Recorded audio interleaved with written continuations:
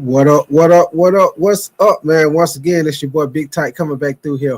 One more again, like I always say, early in the morning to snatch the covers off y'all this morning, man. Hey, it's a great morning, man. Great morning for sports, man. We had a great day. I say a great weekend of sports, y'all. Great weekend for basketball. As y'all know, my Lakers finally got over the hump to beat the Denver Nuggets. Luka looked like the person who we traded for. Had 30-plus points in the game where we pretty much dominated the Denver Nuggets, man. Big win right there. Also, the Knicks lose again bad. They lost by like 37 points. What was that, Friday against the Cavs? Then turned around and lost bad against the Knicks yesterday, man. We got a lot of stuff to talk about, y'all. Also, in the boxing world, Shakur Stevenson, he got a knockout win over Josh I think his name is PADLEY. And also BIVOL, he won the rematch also. So we got a lot of stuff to talk about, man. Also, we're going to talk about the updated NFL trade rumors going on right now. Got a lot of stuff to talk about, man. The Warriors get a big win over Dallas. Well, I ain't going to say a big win. I say the shorthanded Dallas Mavericks yesterday, man. Steph Curry, he had 30 points to lead them over the Mavs yesterday. Like I said, I'll tell y'all this, man. Looking at that game yesterday with the Warriors and the Dallas Mavericks, man, the Warriors most definitely are missing their big man as far as AD, Lively, and also the other big man they got, I think his name Gafford. They're most definitely missing them. You most definitely seen that yesterday. They didn't really have no presence in the paint. They also was slacking on defense too, man. So Dallas, they most definitely are in trouble until they get AD back, Lively. They most definitely gonna be in trouble, man. Hopefully they can stay in the range where they can be in the play-in. Because right now they're not looking too good. They looked bad yesterday against Golden State yesterday. Like I said, Steph Curry, he scored 30 points to lead the Warriors over the Mavs. Matter of fact, the Warriors have won five or six of their games to improve to 5-1 since they traded for Jimmy Butler. So that lets y'all know Jimmy Buckets has most definitely made an impact off the giddy up, y'all. They 5-1 since they traded for Jimmy Butler. And he also in the game, Jimmy Butler, he finished with 18 points in the game, y'all. So like I said, that was a good win for the Dallas Mavericks, y'all. I'm sorry, y'all, for the Golden State Warriors. And they caught up with Steph Curry after the game, man. I'm gonna play this post-conference interview that they did with Steph Curry, man. Y'all give me 1 second. I'm gonna play this for y'all. Give me 1 second.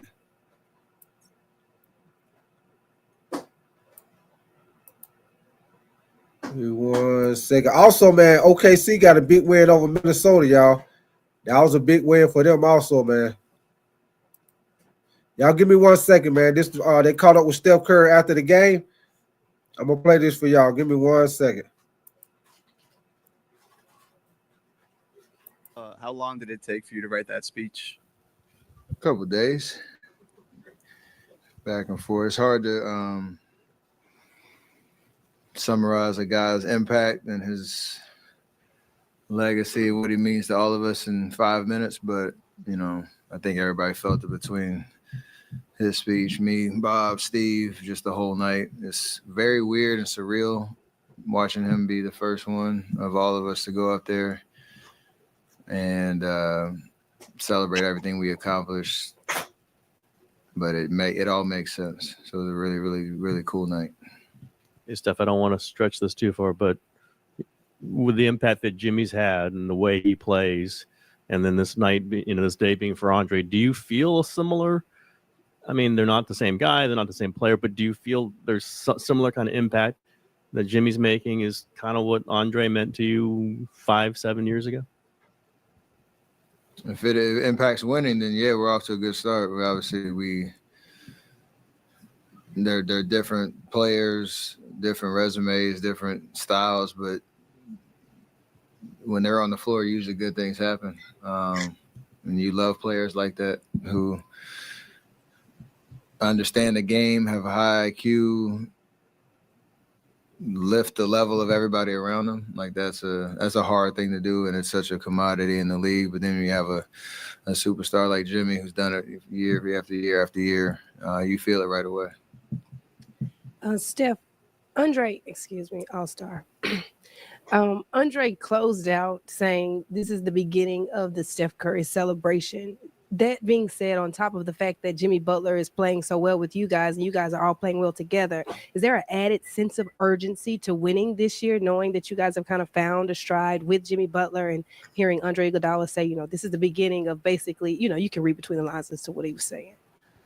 I think in general, like what I was talking about before out there, just it cements a moment in time where like you're reflecting on the last however many, 12 years when Andre joined our team. I felt like I was kind of like coming into my prime at that point. And now I'm still on the floor competing. There's a sense of urgency just because, you're not going to be able to do it at this level forever. And we talked about that pre-trade, which is, why Jimmy is here. And we all love expectations. We love playing for something meaningful. And the only energy you put out there is for, to try to get it done. So that's really it. His comment, like I never say that about myself, but just the idea that it's we're in a moment where we still can win. And we're still talking about, a guy that helped us do that for a decade. Steph, in your speech, you brought up Andre being the first outside star to choose you guys, to pick the Warriors, to kind of see the vision before anybody else. When you get to reflect years later now, what did that moment truly mean to you? It was an unlock of confidence. When you have a star who, like I said, was a face of a franchise in Philly, helped the really powerful Denver team for the 2 years I think he was there. And then he had a choice to make at a very important part of his career of where do I want to play for the next 4 years and where can I win and where can I, fit in with a group that is coming into their own identity, and that was us. And like I said, I remember the moment after we beat them in the playoffs in 2013. Like I said, we had a history from playing together in the Team USA team, and that was the first time I kind of noticed or was aware, like, hey, guys see what we're capable of, and a guy like Andre, who's one of the smartest guys in any room he walks into, and when he came with that energy of, I love what you're doing, I love how y'all do it, congrats, whatever he said, to then be able to get him in free agency, that unlocked just so much confidence for us that we're on the right path, and the rest is history. You guys are a pretty big plus in the last 6 games when you're on the bench. How massive is that? And even just for you, I mean, how much more, I guess, relaxed do you feel going to the bench? I don't ever say I'm relaxed, but it's the idea of just a comfort knowing when you won back to old rotations where playing a set block out for a block, you come back in. But the formula is different with Jimmy just because you can run the offense through him. And not only offensively is that group figured out, but defensively, I think it's been Draymond, Jimmy, I think VP's been out there. QP's had some big minutes in that group. They've just been playing, really solid, smart basketball. And like you said, the plus minus just tell the whole story. Totally different than what it was before, where you felt a little bit of pressure to try to create a little separation because, we were trying to fill some holes in those minutes. But I like this formula. It makes sense. It works. We just got to keep doing it. Steph, you've talked about how Jimmy changes the dynamics for you and how every possession doesn't feel as hard. How do you think he changes it for Moses and Brandon, who were both playing well before the trade, but it seems like they're thriving even more now in that opening group? It's just another guy who demands attention. Well, this might not be like an all-out double team, but you see he can get into the paint. If he's not finishing for himself, he is under control and is always trying to look for the open guy. And those two guys, it simplifies their role on offense because either you catch and shoot, or you catch and drive, or you catch and swing it. You cut to open space and something good will happen. So, you know, he's a playmaker and like a shot creator on his own. And also when he gets by his first defender, he creates a domino effect and somebody's going to benefit on the backside. So simplifying the game itself and simplifying decisions for other guys, it helps, especially, you know, the speed of the game. No matter what defense we're facing, you can usually create a good shot. Steph, I asked Andre earlier about what made playing with you guys so special versus coming from Philly. And he said, like, you and Clay came from NBA families, so you didn't trip off the fanfare, kind of laid back. Draymond always asked why, how can you be better? And then he said his veteran presence, it just kind of balanced it out. Do you agree? Yeah, that was the formula for sure. We were just the hired gun, or the reckless attack from the perimeter, and what people hadn't seen before. Draymond was a guy that could figure out, no matter what lineup he was out there with, how to make his presence felt. And then I think you heard the crowd, like Andre, Sean, LB was out there, Mo Space. Like we had David Lee. We had so many guys who were just high IQ veterans that understood what their role was and did it, you know, starred in that role. So all the pieces fit, they worked. And like I said, Andre was the first to understand. Didn't matter how it looked, didn't matter what he was asked to do. He checked his ego at the door, and everybody kind of followed suit. So it was a match made in heaven all the way around. Hey, Steph, all the years you've played with Iggy, what stands out as one of the most memorable moments that you guys have shared?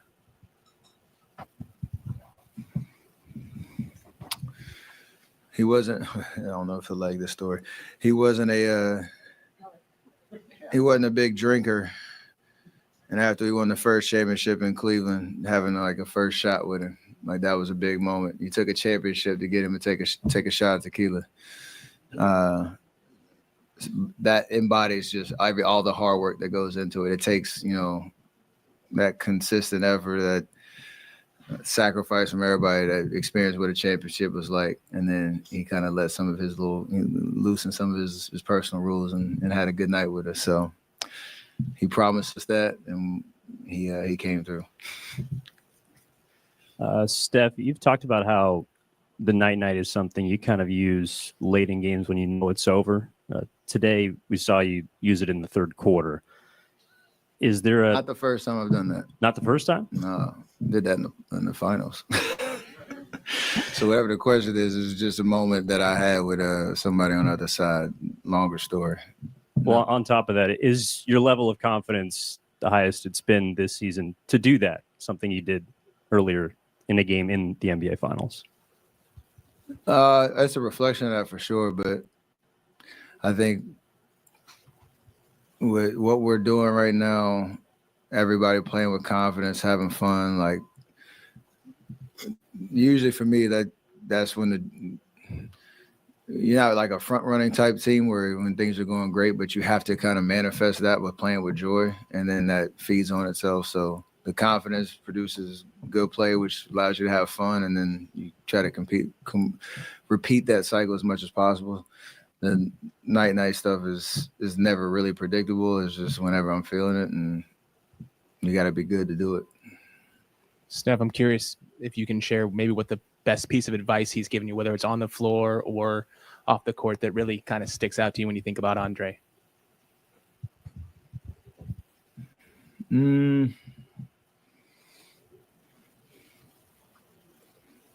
don't know if it's a specific message per se, but there's just a level of maturity he brought when he came that, like, I think Malika just said, like me and Clay, we had been around the league growing up. The lights and the fanfare, the spotlight never really bothered us or changed like who we were as people, but his presence from day one, and that maturity he brought from practice to the games to the way he spent his time off the court, like you just kind of watch it from a distance. You understood not only one, how to win at the highest level and the way to build a culture on a team, and from a leadership perspective, like how you use your voice. That was one of the bigger things for me as a leader. But it was just a sophistication with how he did everything that allowed us to kind of manifest greatness. And I think Coach said it out there. He's an old spirit. He's wise beyond his years, and I think that just gave us such a confidence, knowing we could compete at that highest level, understanding that you had a guy that wasn't going to be rattled by anything, and that's just who he is as a person. I was just curious. You obviously were playing well before the trade, but all right, y'all. So that was Steph Curry talking about the game this past Sunday when they beat the Mavs, and also he was talking about, as y'all can see, them retiring Andre Iguodala jersey after the game, man. Matter of fact, Andre Iguodala, he helped the Warriors win 4 championships, and he was the NBA Finals MVP in 2015. Also, a little fun fact for y'all: since the All-Star break, the Warriors have won by 20 points in 2 straight games. Also, in this game right here, when they played against Dallas, man, like I say, Dallas, you could tell they really had a big problem without their big men, man. So they most definitely was a liability on defense, man. The Warriors most definitely took advantage of it. Matter of fact, they had 100 points by the third quarter. They had 100 points before the fourth quarter, y'all. In the third quarter, they was already at 100 points, man. As far as Jimmy Buckets, man, he most definitely made a difference in the game, y'all. Well, he done made a difference since he came to the team, y'all, because Jimmy Buckets, since he been on the team, man, he done shot 55 foul shots in the first 6 games with the Warriors. That let y'all, hey, Jimmy Buckets get to the free throw line, man. 55 foul shots in 6 games, that's a lot, man. That make a big difference when you're able to get to the free throw line like that. Slow the game down. Also, you get guys in foul trouble. That's a big difference in the basketball game, man. As far as the stats on the game, y'all, with the Dallas Mavericks, man, PJ Washington has 17 points. What up with you, little JL? Appreciate you coming through, brother. With PJ Washington, man, he ended up having 17 points, 3 assists, 4 rebounds. He was 3 or 4 from 3-point range. Edwards had 6 points, 1 assist, 8 rebounds. Hold on, give me 1 second, y'all. Okay, here we go. He had 8 rebounds. He was all 1 from 3-point range. Kyrie Irving had 17 points, 4 assists, 5 rebounds. He was 1 of 6 from 3-point range. Klay Thompson had 11 points, 2 assists, 2 rebounds. He was 3 of 7 from 3-point range. Dante Exum had 5 points, 5 assists, and he was 1 of 2 from 3-point range. Now, as far as with Golden State, their stats on the game, Draymond Green had 13 points, 6 assists, 4 rebounds, or 2 from 3-point range, which you know that because Draymond, he don't never hardly hit no 3-pointers. That's why they leave him open all the time. Also, Jimmy Buckets had 18 points, 5 assists, 3 rebounds. He was 0-2 from 3-point range. Steph Curry was the high man with 30 points, 7 assists, 4 rebounds. He was 3 of 8 from 3-point range. Moses Moody had 14 points, 1 assist, 4 rebounds, 1 of 4 from 3-point range. And what's his name? Limsky. I can't pronounce his name, y'all. But y'all know who I'm talking about, the point guard. He had 17 points, 2 assists, 13 rebounds. He was 3 of 5 from 3-point range, man. And Quentin Post was the high man off the bench. He had 10 points, 3 assists, 6 rebounds. He was 2 of 6 from 3-point range, y'all. So those are pretty much the stats on that game, man. Like I say, the Warriors got a big win over a depleted Dallas team, 126-102, man. What up with you, Mr. Shipley, man? You say it's easy to get that many points in today's game with hardly any defense. Yes, sir, Mr. Shipley. That's exactly what I was saying. Dallas, they weren't playing no defense. I'll tell you another thing. The Knicks, they struggling on defense also, man. They lost by 37 to the Cavs on Friday. Then they turned around and lost bad to Boston Celtics on Sunday, man. I think, if I'm not mistaken, I think the Celtics are 3-0 against the Knicks, man. And if y'all are Knicks fans, you most definitely keep an eye on Big Cat Karl Anthony Towns, man. He had a knee injury in the game. He tried to come back in and play on it, but he was limping pretty bad in the game, man. So go keep an eye on that. Hopefully he won't be out for a significant time because they are already struggling on defense, man. So like I said, they haven't looked good against the Cavs. They haven't looked good against the Knicks, and they most definitely haven't looked good against the top team in the West, which is OKC, man. After this game right here, man, they caught up with hold on, let me stop my screen, y'all. What up with you, John, man? Appreciate you coming through, brother. What up with your Grasshopper Plus? What up, man? You say Cavs are dangerous. Memphis yesterday, yes, they did. Yes, they did, man. That was a good game. Cavs put that thing on them, man. I'll tell you one thing, man.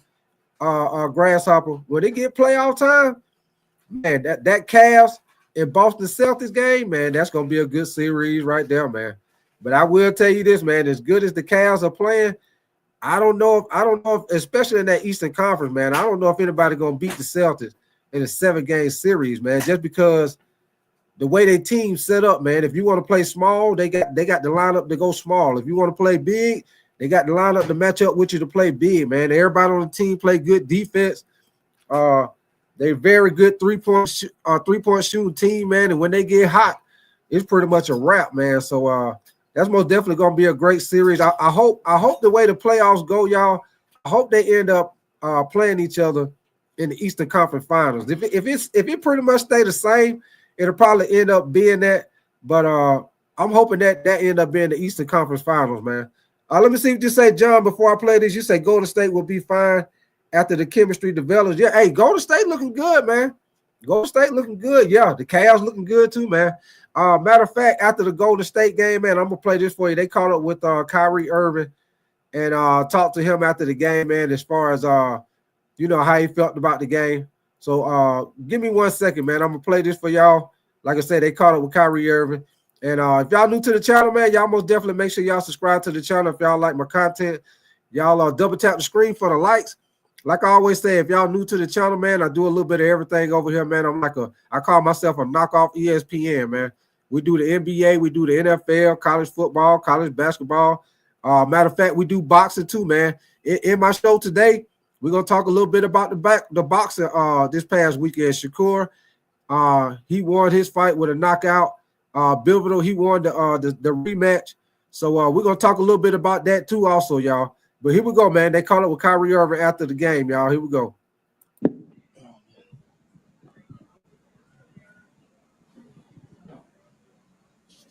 Kyrie.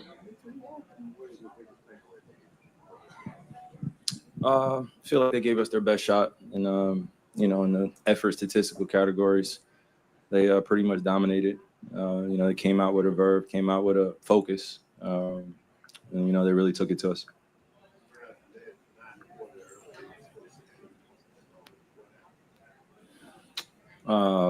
Just high-level basketball took place. Possessions, were a little empty for us, and they got out in transition. I mean, anytime you give this team free points in transition, or not free points, you give them a lot of points in transition. They had 18 fast break points going into halftime. They were really confident in the rhythm of their offense, and I felt like they just carried over in the second half. So once they got the lead, they never looked back. Good teams do. Yeah, you guys typically take care of the ball. 18 turnovers tonight. Just what do you attribute those to when it comes to how they were playing? I mean, it was uncharacteristic. For us, we do a fairly good job taking care of the basketball. A few rotations on their end, the Warriors were making, put us in some tough spots, and you gotta give them credit. They were pressuring the basketball, picking us up above the 3-point line, forcing me into double teams, triple teams, and just making other guys make shots. And when you're trying to make plays, sometimes turnovers are going to happen, but we got to take care of the ball, especially when we're on their home floor. First road game after All-Star break. Yeah, and this team is now 5-1 after getting Jimmy Butler. Obviously, you faced him twice. How does he make this team different than what they were before? There's just like calmness or like a poise that they have, and then also they could run a lot of offense. using him as a decoy while also utilizing his skill set, which is post-ups, mid-range, and screening, and just being a pest out there, man, on both ends of the floor. And then, you know, he does all the little things for him, covers a lot of their mistakes. A lot of their defensive identity comes from him. Obviously, Draymond's part of that, but adding Jimmy to the fold covers up a lot of your defensive liabilities.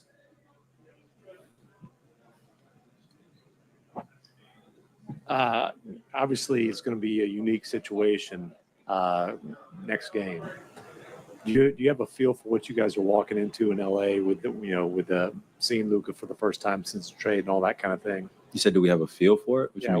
What are you anticipating in terms of kind of atmosphere or the just the feel of that game? High level basketball game. A lot of good players on the floor at once. Outside of just the obvious of us being being in LA and being a former team, of Luka's, obviously the narrative's already written. I don't know what else I could really add to that. I'm pretty much focused and telling my guys to focus on the high level game that we got to win. I would love to get into the motions after the game with you, but before the game, it's just about having fun and making sure that we lock in and have a deep focus. They're going to come in, and be ready to play against us. Luka's obviously going to have a lot of confidence. That game, he played well last game, so he's feeling good, and we just got to be aware of it.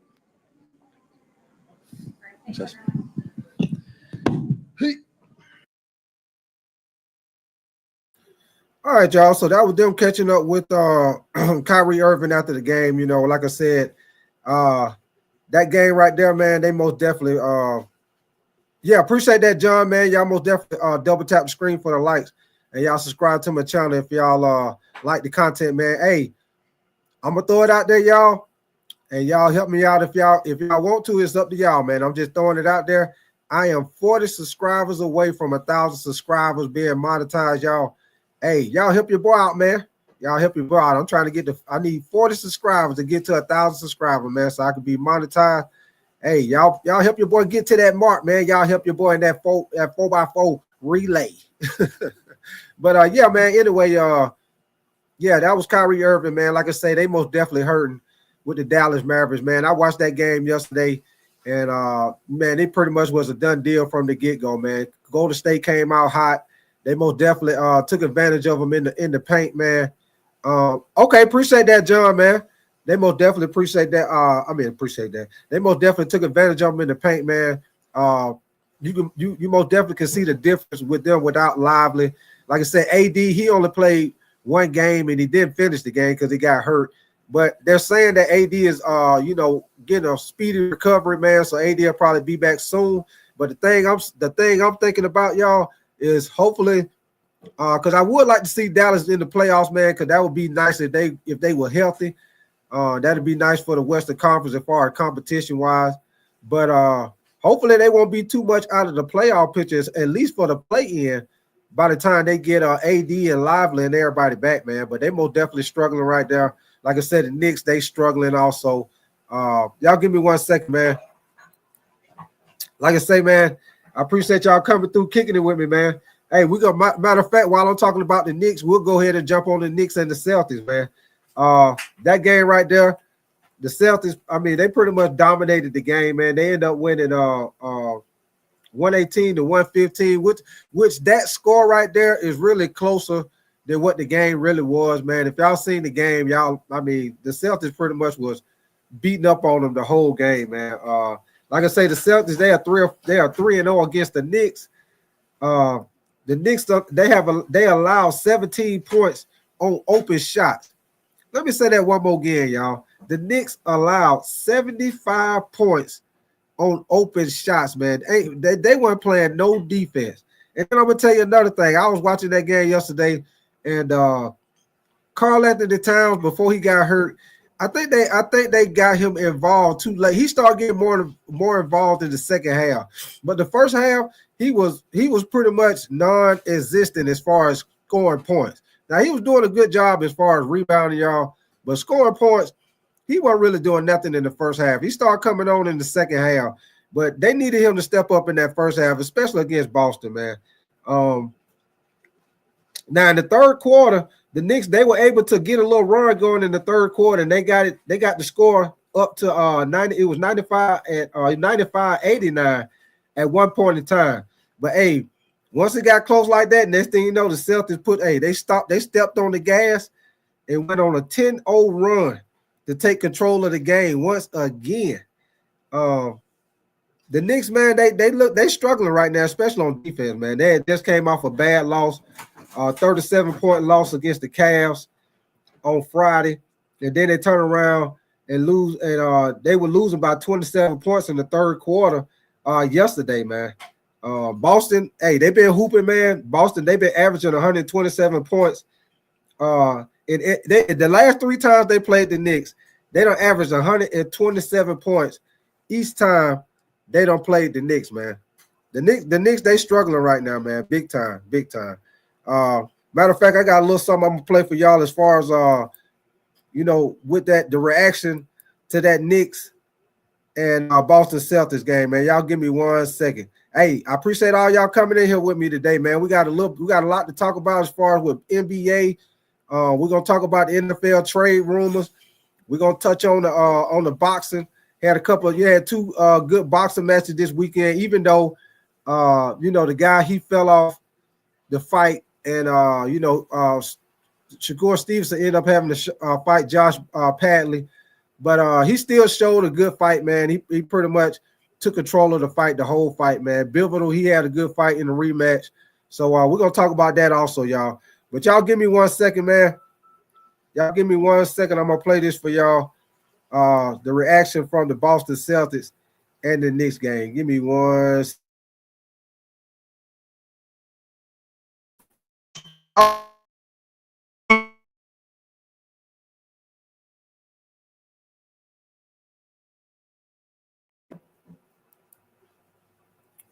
Give me 1 second. Okay, here we go, man. I'm gonna play this for y'all. Give me 1 second.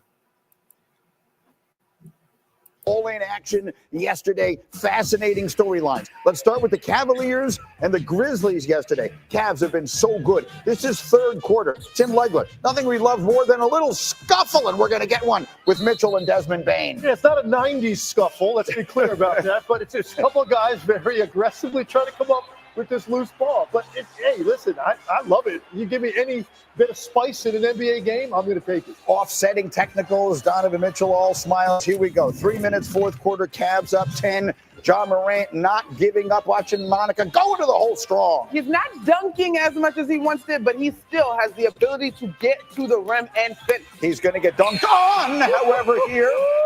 Jared Allen. Hug it out. Hey, he got John Morant on that dunk, y'all.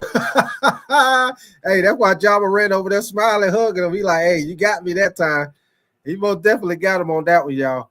But like I said, man, this right here, they're just showing a little bit from last night as far as with the Memphis and Cleveland game. Like I said, they're gonna get into the Boston Celtics game also, y'all. But yeah, man, I just wanted to pause that because you don't too much see John Morant getting dunked on. He usually doing the dunking on. But yeah, man, here we go.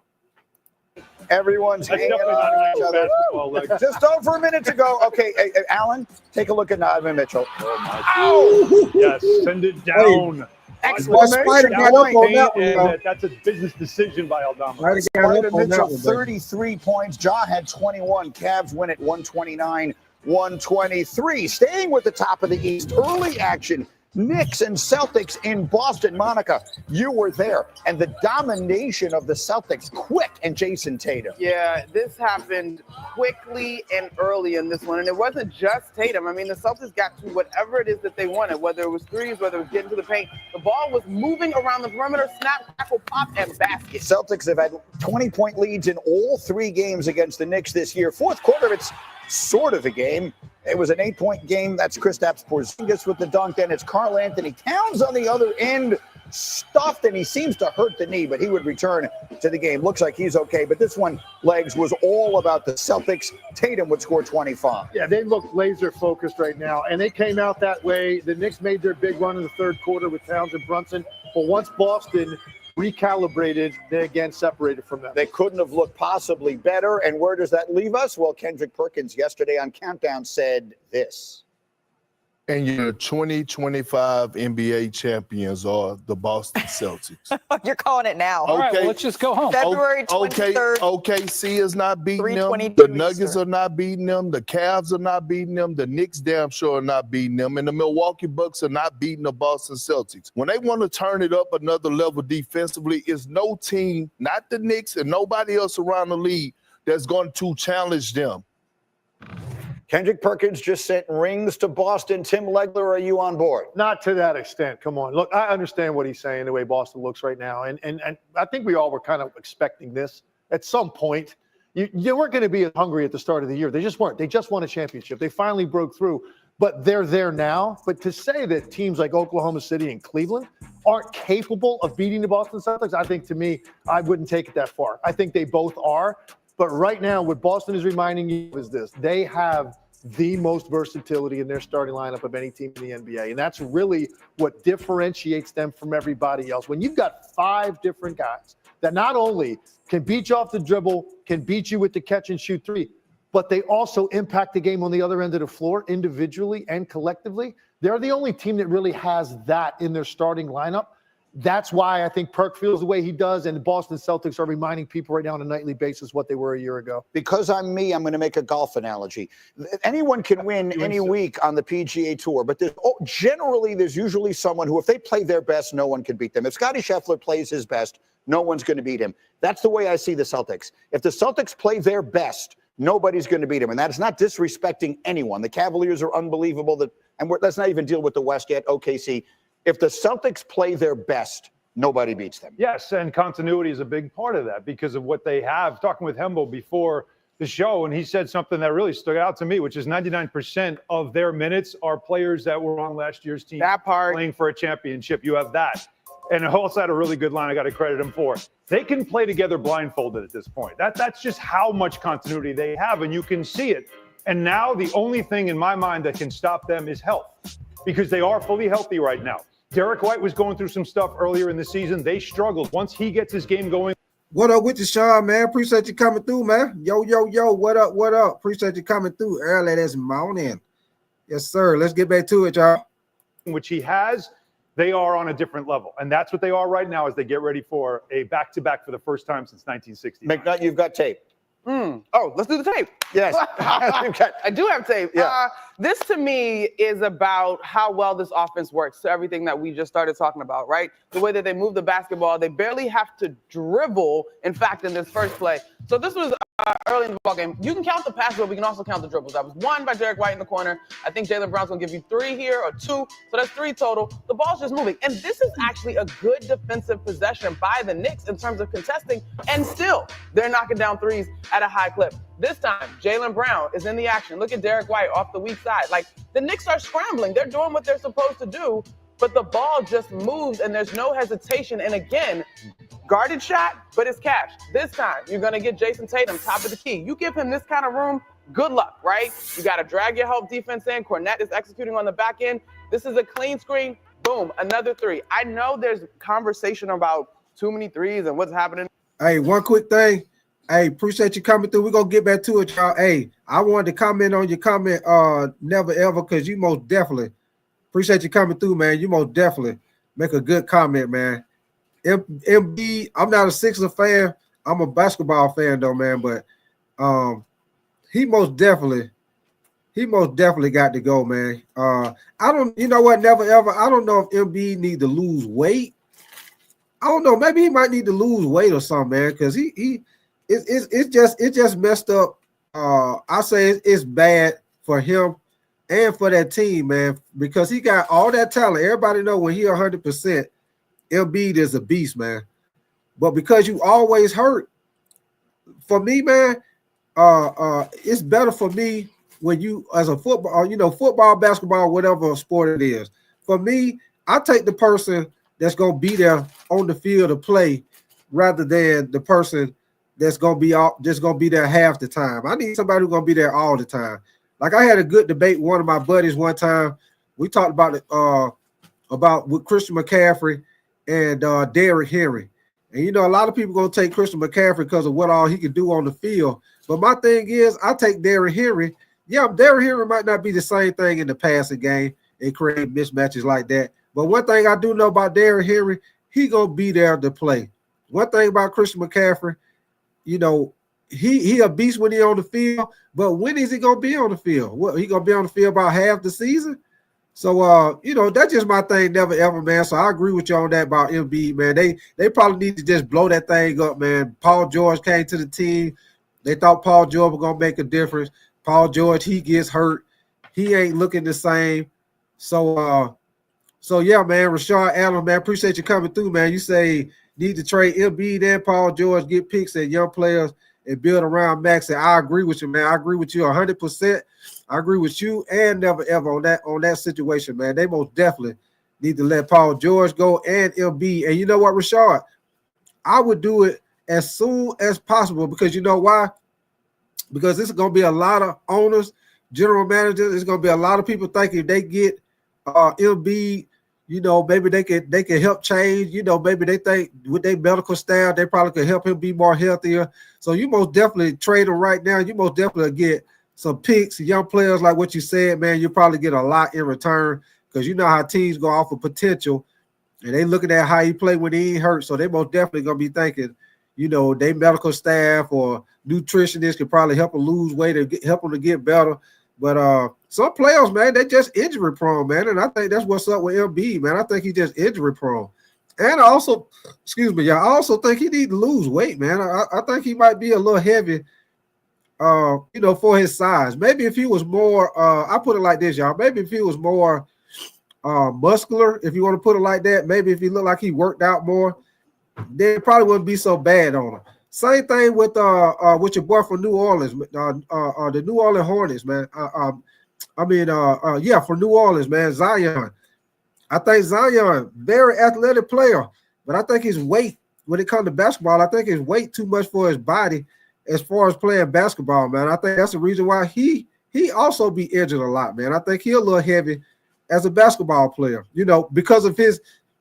I'll put it like this, y'all. If he was a good basketball player, he didn't have that leaping ability like that, then maybe Zion would probably last longer.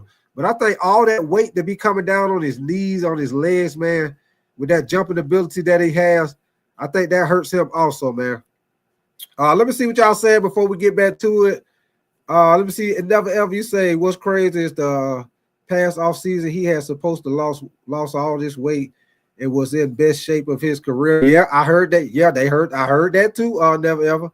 I heard that too. But obviously he must have stopped by Golden Corral and started back eating. Yes, sir. Never ever. Best ability is availability. I will definitely agree with you 1000%, man. Let me see. If Luka can go, Embiid definitely can go. Hey, you make a good point, man. Hey, you know that Luka trade shocked the world. I'm a Laker fan. I will definitely appreciate you. Hey, especially after how Luka played Saturday night against Denver. Hey, I appreciate you, Dallas Mavericks. Appreciate you. Hey, boy, Dallas over there struggling right now, man. All they big men hurt. Hey, they just got destroyed by Golden State, man. Hey, Dallas is not looking good, man. Hey, hopefully, like I was saying earlier, man, hopefully Dallas can stay at least in the play-in range, you know, by the time they get Anthony Davis and Lively back, man. But yeah, Dallas, they looking bad. They looking bad. The Knicks looking bad, man. Let me see what you say, Rashard. You said my Lakers will take him for cheap. Oh yeah, hey, Rashard, I'm up here talking trash, but we most definitely are welcoming. Hey, we'll welcome him with open arms. What's that old song? Welcome back, welcome back, welcome back. We sure will. We'll welcome you right on in. Come on in. You want a parking space right here? Yeah, we'll get you one right here by the front door. That way you ain't gotta walk that far. That way that'd be less traction on your knees. That'd be less traction on your legs. We're gonna put you right here in the front. Matter of fact, move that handicap parking. Get that handicap parking out the way. We're gonna put Embiid parking right here at the front door. Somebody gonna roll right up. Hey, that's handicap parking. No, hell no, that's Embiid's parking. We need him to be just as healthy as possible. Hey, if that cut down his steps, to make him be healthier for 10, 20 more games, we most definitely gonna cut down. Matter of fact, hey, get the construction team in here. We're gonna build a driveway that let him where he can park right there by the locker room and walk right in the gym, walk right in the Coliseum. Matter of fact, we're gonna build a driveway so he can park right there by the locker room and walk right on in, man.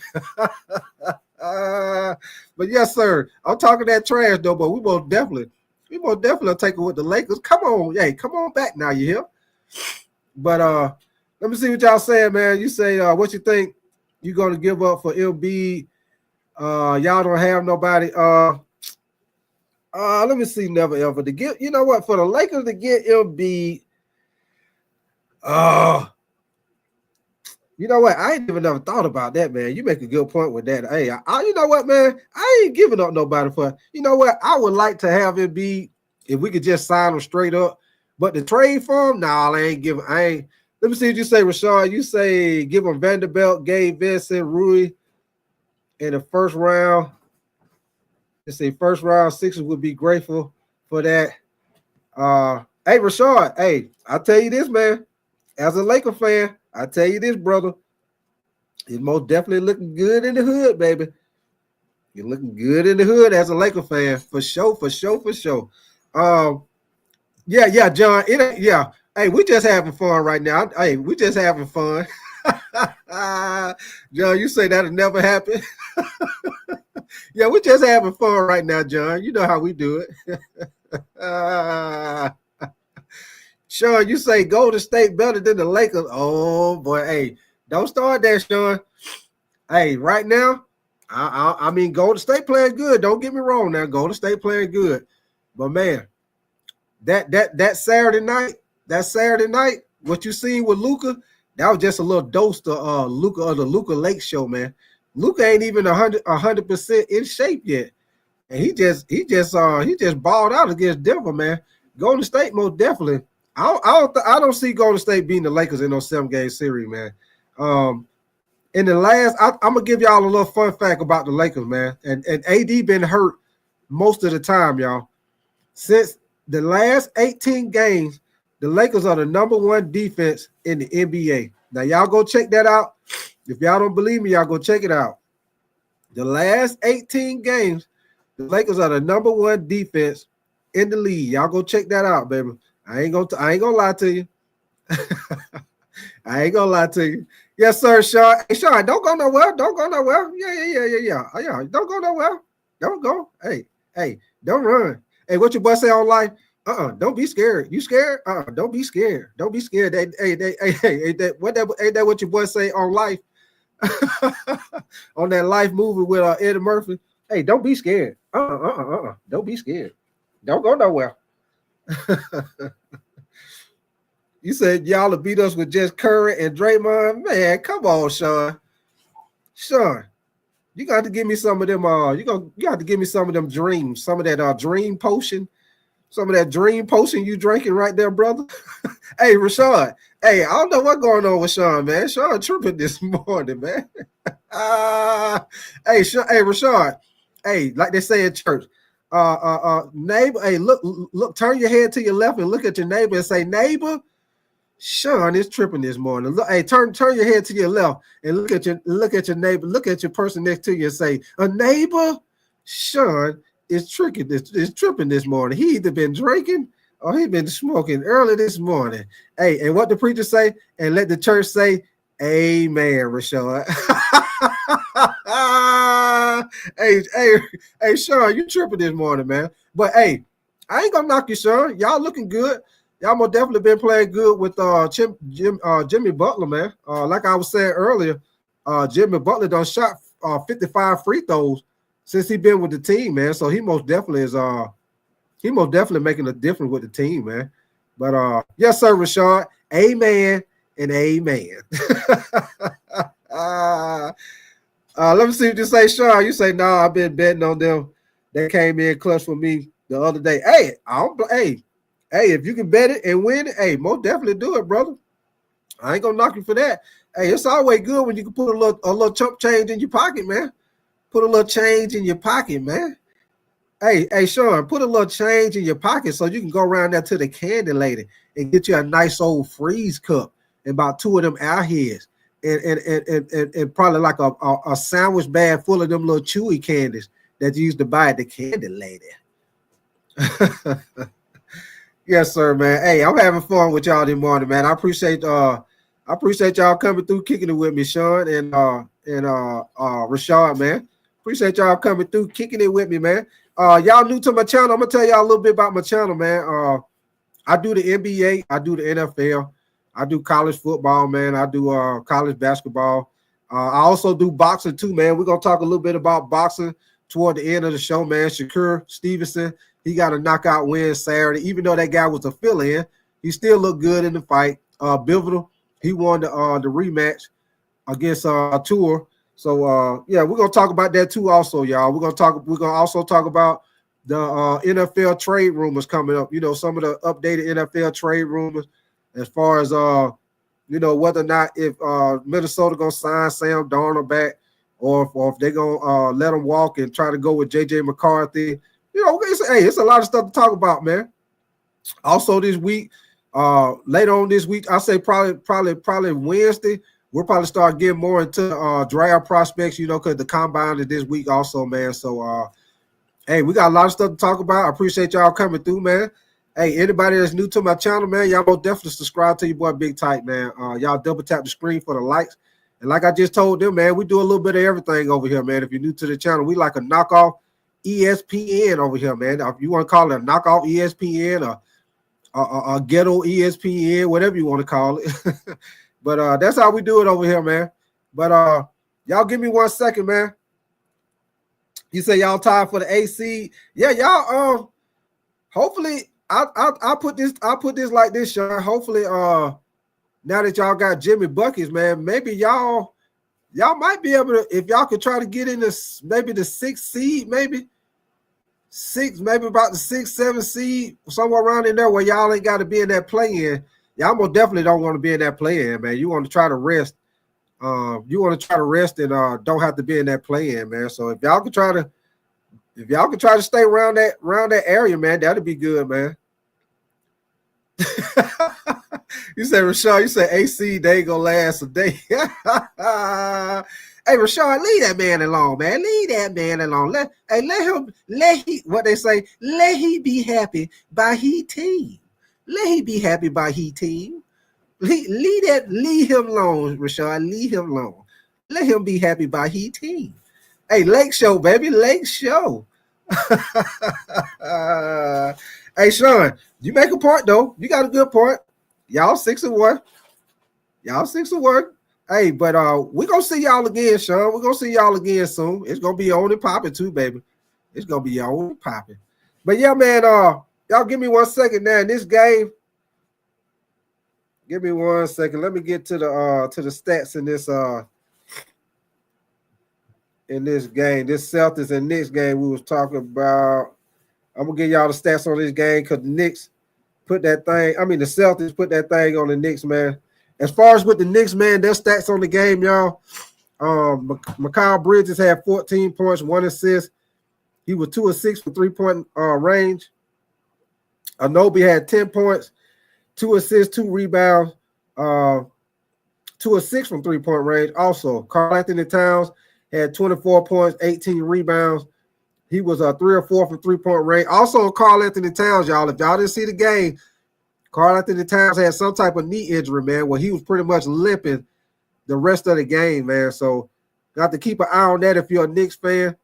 Jalen Brunson had 22 points, 4 assists, 3 rebounds. He was 4 and 9 for 3-point range. Josh Hart had 20 points, 9 assists, 11 rebounds. Also, on the other side of the ball with the Celtics, Jason Tatum was the high man with 25 points, 9 assists, 10 rebounds. He was 3 of 10 from 3-point range. Porzingis had 15 points, 2 assists, 7 rebounds. He was 2 of 9 for 3-point range. Drew Holiday had 14 points, 2 assists, 4 rebounds. He was 2 of 4 for 3-point range.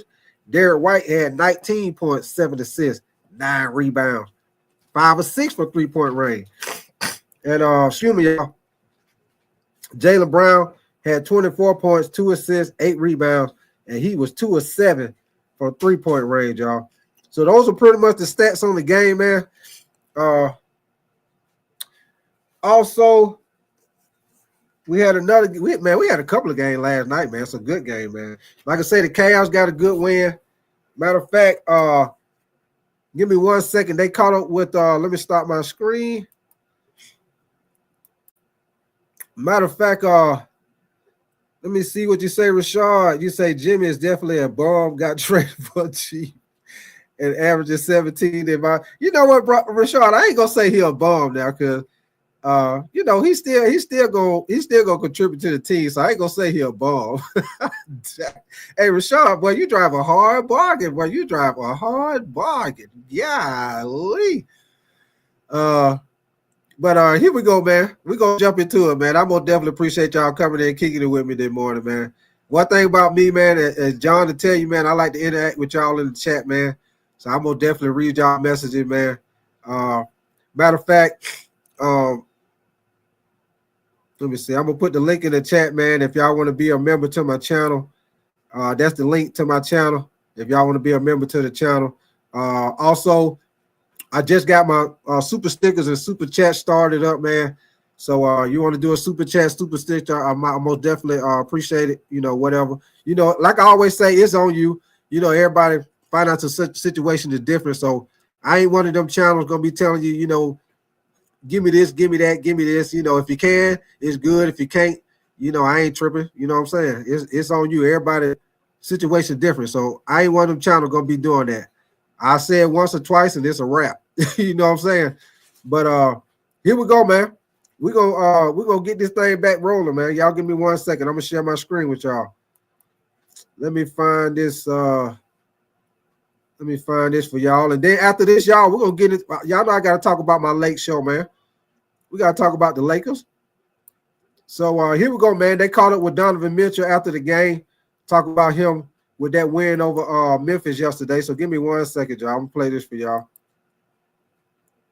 Had a bit of a roll lately. Like, you crushed the Knicks on Friday. Now you're taking down the 2 team in the West. Next week, you're going to see the Celtics. What can this team learn about themselves, like in the stretch of games that you have right now? I think the biggest thing, you know, we have a test coming out of break. You know, we have 3 and 4. We got a tough one in Orlando coming up in 2 days. For us, just continue to build the habits we've built before break. And then we go out there to Boston, just continue to do what we've been doing. That's the biggest thing. And they're playing well, but for us, we still got the Magic to worry about first.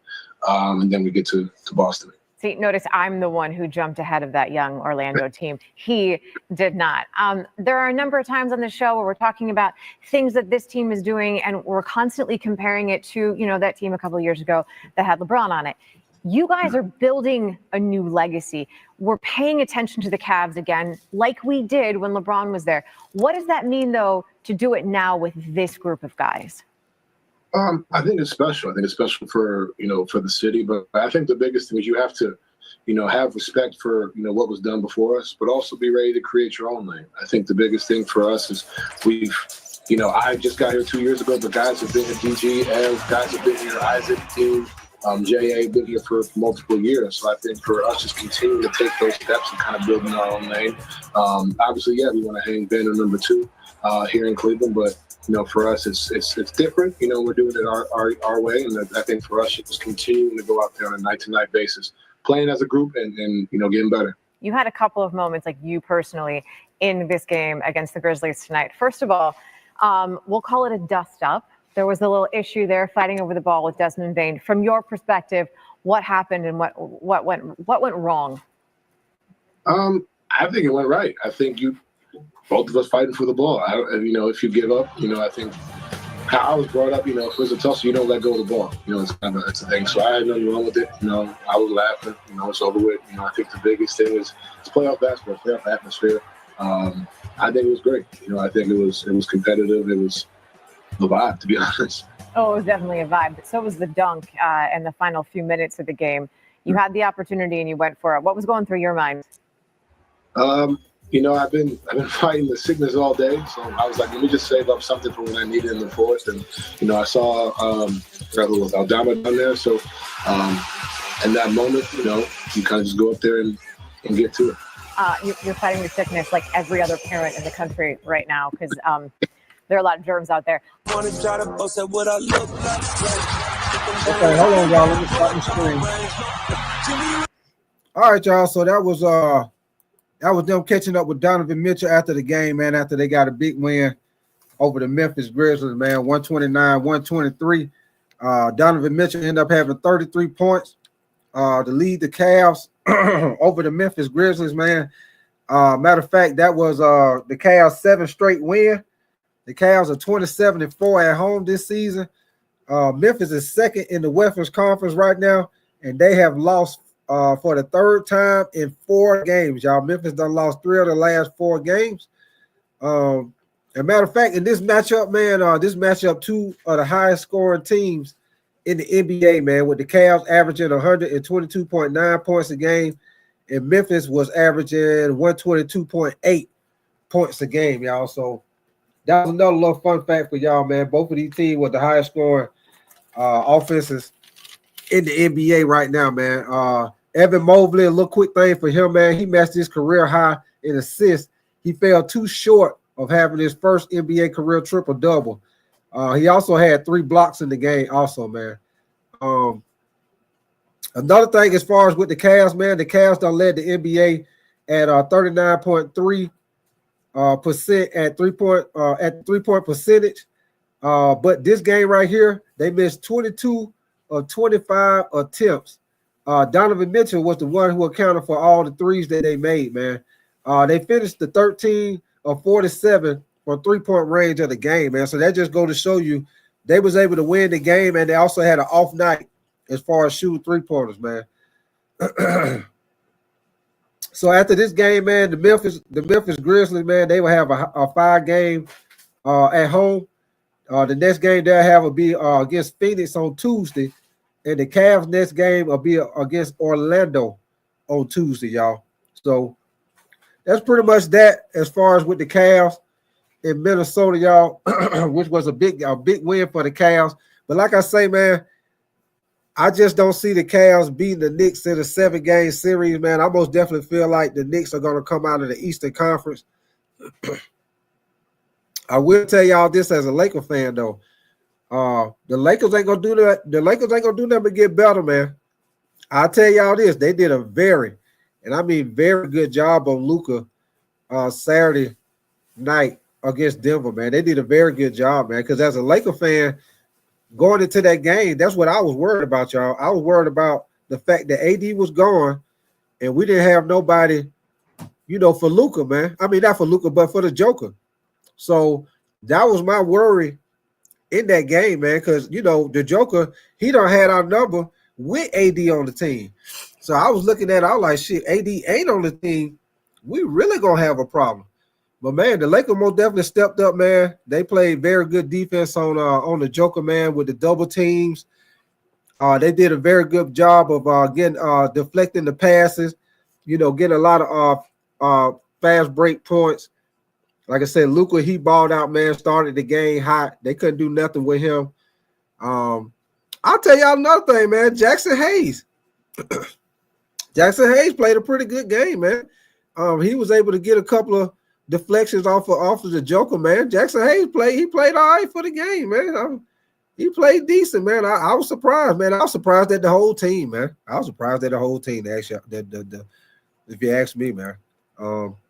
Definitely was a good game, man. Matter of fact, we're going to get into that. So we talking about the Lake Show was short. We're going to get into these Lakers for a minute, man. Luka Lake Show Luka, baby. Y'all give me 1 second.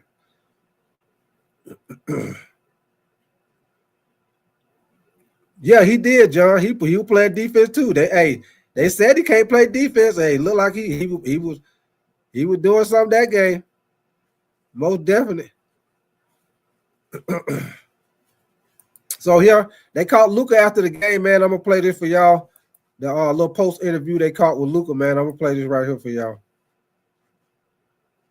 Hey, Luka, JJ was telling us that before the game, he said something to you about he wanted you to have a blackout moment, and he felt like he didn't see what's in that. But how much did you feel a little bit more like yourself, and what got you going in that first quarter? Yeah, honestly, like just this working. No. Yeah, I mean, I think you can see it. Me smiling on the court, having fun. JJ told me, you gotta have one that Black Hawk moment you have. So I think I have one. But just felt like me a little bit, so I was happy. How encouraging is it for you to find your game like this quickly, and then to see the team come along, have the defensive effort as well, and just have that all come together? And what kind of confidence does it give you about your new team? Great confidence. I remember when was the last time I won here. So, it's very tough to play here against that team. So, just to win like that, it's an amazing win for us, and gives me a lot of confidence moving forward. Luka, JJ made it clear post game that he wants the ball to go through you and you to run the offense, and then LeBron and Austin will get their shifts when they're staggering kind of the minutes. It felt like you had the ball more in your hands tonight, pick and rolls and mismatch hunting. I guess how comfortable are you feeling within the offense and just kind of getting a sense of your teammates and everything? Yeah, like I said, every day is gonna get better. I'm getting to learn the plays. They're similar, but all they have different names. So, but I'm getting to learn that. But us three, I think depends on the day. Everybody has so much talent. So, I think today the way we shared the ball was amazing, and the ball movement was amazing. JJ said pregame that in order for you guys to kind of get where you want to be, you guys talk about championship. Denver is one of the groups that you have to figure out a way to beat. How meaningful is it just to get this win, knowing that they could be a team you'd see down the line? Big time. Like I said, it's very hard to win here, and playing against these guys, I think our defensive effort was there from the beginning. We were the more physical team, and that's what we got to do every night. Luka, I know obviously like the trade was one of the things about it was obviously the shock of it leaving Dallas, but another thing was you left behind a really good team that had just gone to the finals. Having seeing your new team play at a level like this tonight, how does that hit you about its potential, this group's potential moving forwards, even in the immediacy, not just big picture, like right now? Yeah, I think our goal is I know our goal is to win championship. That's our only goal, and I think we have the team for that. Obviously, the chemistry with me and the guys, is gonna take a little time still, but like you saw today, I think it's getting better and better. It seemed like you guys had a very specific game plan in terms of, or strategy rather, with how you guys defended Jokic. I think his second fewest points he's had in the season, a tie for his fewest field goal attempts. How encouraged were you not just by the effort, but the actual execution of that strategy, of that game plan, and how you guys set the doubles on exposed ups? Yeah, I think the game plan was amazing. Obviously we all know what kind of player Jokic is, so it's very tough to guard him. So the way we did today, I think it was unbelievable, and we stick to the game plan for 48 minutes, which is amazing. And JJ said after the game, that's a big thing. Look, obviously you've been. Hey, what up with your OG greeting me, man? What up with you, man? Y'all give me 1 second. I'm gonna get it back going. Aware of LeBron and kind of what he does for a long time. I want to ask about Austin Reeves, though. Are there anything that surprised you or impressed you more from kind of playing with him and seeing the kind of player that he's grown into? Well, it doesn't surprise me. I've been watching him a lot. When we played them, it was hard to guard him, and he's just a different guy. What up with you, Husky, man? Appreciate you coming through, brother. Husky in there. He's out. What up with you, man? All right, y'all. We're going to get back to it. He's one of those guys that just makes a difference for him being just on the court. So I'm very excited to get some, playing time with him. You found LeBron on a few outlet passes already in the short amount of time you played with one another. Is that, is that unspoken? Is that just like you guys are just reading one? Hey, appreciate that, big boy, man. Appreciate the sub, man. Appreciate that, brother. Y'all like my content. Y'all most definitely subscribe to my channel, man. Double tap that screen, get them likes up, man. Hey, I started out this morning, man. I needed 40 subscribers to get up to 1,000 subscribers, y'all. Your boy be monetized. So y'all help your boy get on up there, man. Yes, sir. Get on up. Get up. Get on up on the scene. Ow, like a sex machine. Oh, Well, here we go, y'all. I'm gonna finish it up. Here we go. Another already find that chemistry. Yeah, I mean, like I said, it's going to take some time, but you saw it. I mean, even in the first game, we had some of those. So I'm happy to get my first alley with him. Thanks, Luka. Hey, Luka. All right, y'all. So that was the little post interview they caught up with Luka, man, after the game, man. Like I say, Luka he balled out for the Lake Show, man.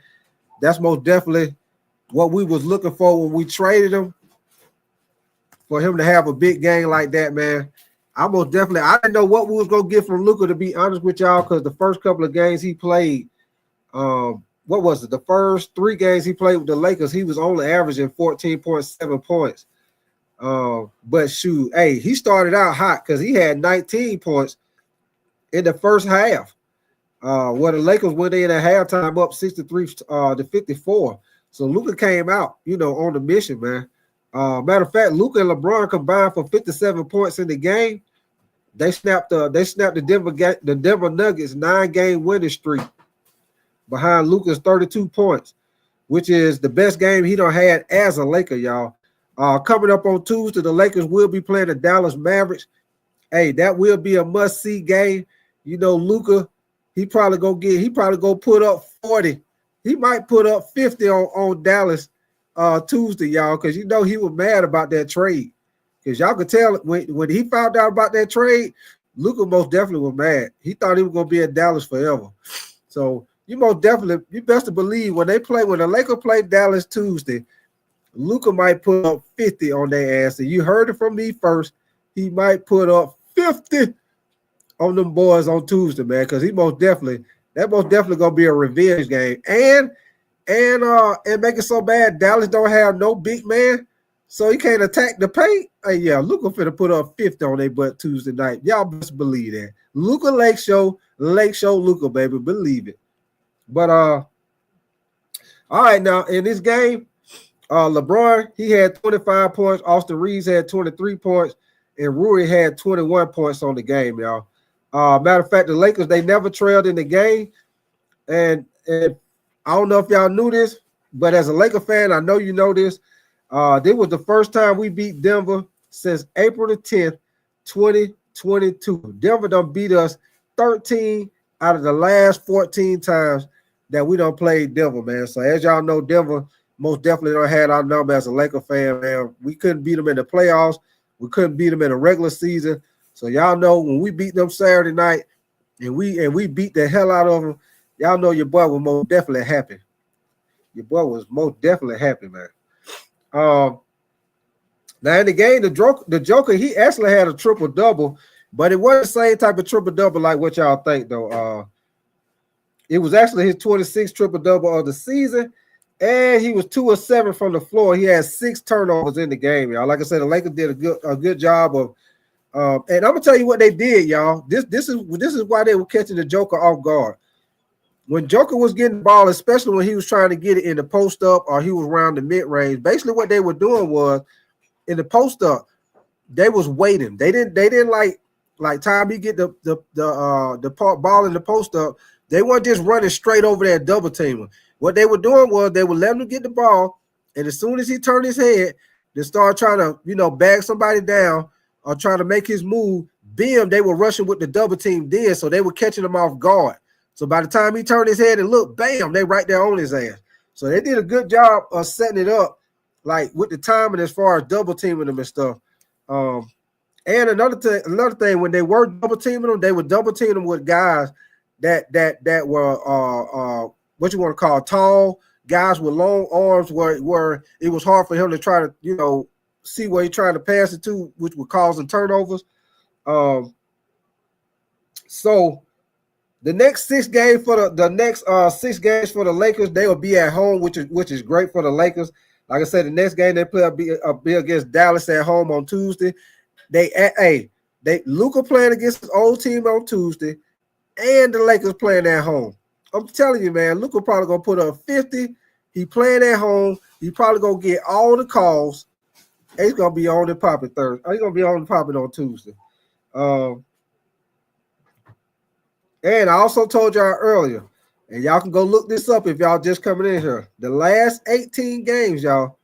The last 18 games, the Lakers are the #1 defense in the NBA. And in the last 18 games, AD missed the majority of those games because at the time he was hurt and he got traded. So that's big for the Lakers, man. They most definitely done stepped it up on defense. Y'all hold on one more time. I got something else I'm going to play for y'all. Let me catch up what y'all saying in the chat. John, you say, John, you see Rashard, you say, John, we don't need a big. We are good. We have our team. OG Greedeman say, Bo can't play 5. Oh, you talking about Bobo? You say Bo is a 3 or a 4. You say he can't play the 5 at all. You say, John, you say he don't need to play a solid 5. OG say not going to work.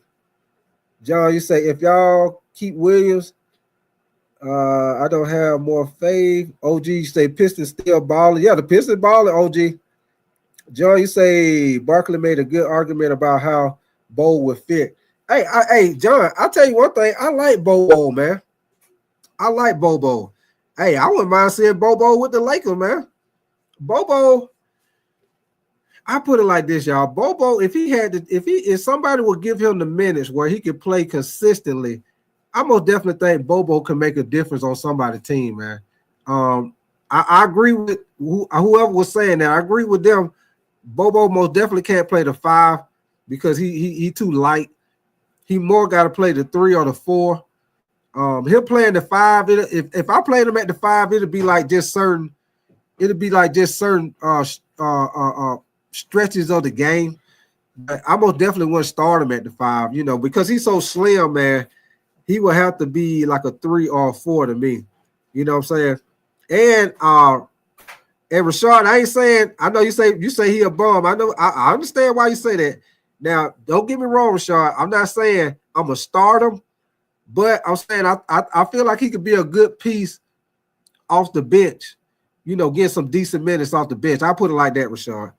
But I'm not gonna say that Bobo is a starter. I'll put it like that. Let me see what you say, John. You say Rashard say everybody a bum. Hey, Rashard drive a hard bargain, man. Rashard ain't cutting you no slack. Hey, Rashard, you better tell him, boy, hey, they better come with it. Rashard say you better come with it. He ain't cutting you no slack. Hey, you better come with it. Hey, Rashard, your homeboy gonna tell you the truth. When you go, when y'all about to go to the club, you come out, when he come out, when you finna go to the club, Rashard, your homeboy, gonna tell you the truth. When you come out, be like, hey, how this shirt look? You be like, man, go change that damn shirt, man. That shirt is trash, man. Go change that, man. Why you got on that ugly ass shirt, man? See, Rashard, he gonna tell you. See, you always need a friend like Rashard. He gonna tell you the truth, man. Get that ugly ass shirt off, man. Go put on another shirt. Somebody else, one of your other friends, in their mind, they gonna be like, man, that shirt ugly as hell. You gonna be like, hey, you ready to go? Yeah, let's go, man. Let's go. They gonna let you go on and go to the club with that ugly shirt on, and you gonna think you're fresh until you start hollering at a girl. You start hollering at a girl at the club. Yeah. What's up, baby? What's up? She be like, no. First of all, where you get that ugly ass shirt at? You gonna be like, what, my shirt? The first thing they gonna think, man, I just talked to my boy. I asked my boy earlier before we left the house. He said I was straight. He said I was straight. But yeah, man. Hey, it's all good, Rashard. You got to keep it real, baby. You got to keep it 100. Yes, sir. But here we go, y'all. I got something else for y'all with these Lakers, man. Y'all give me 1 second.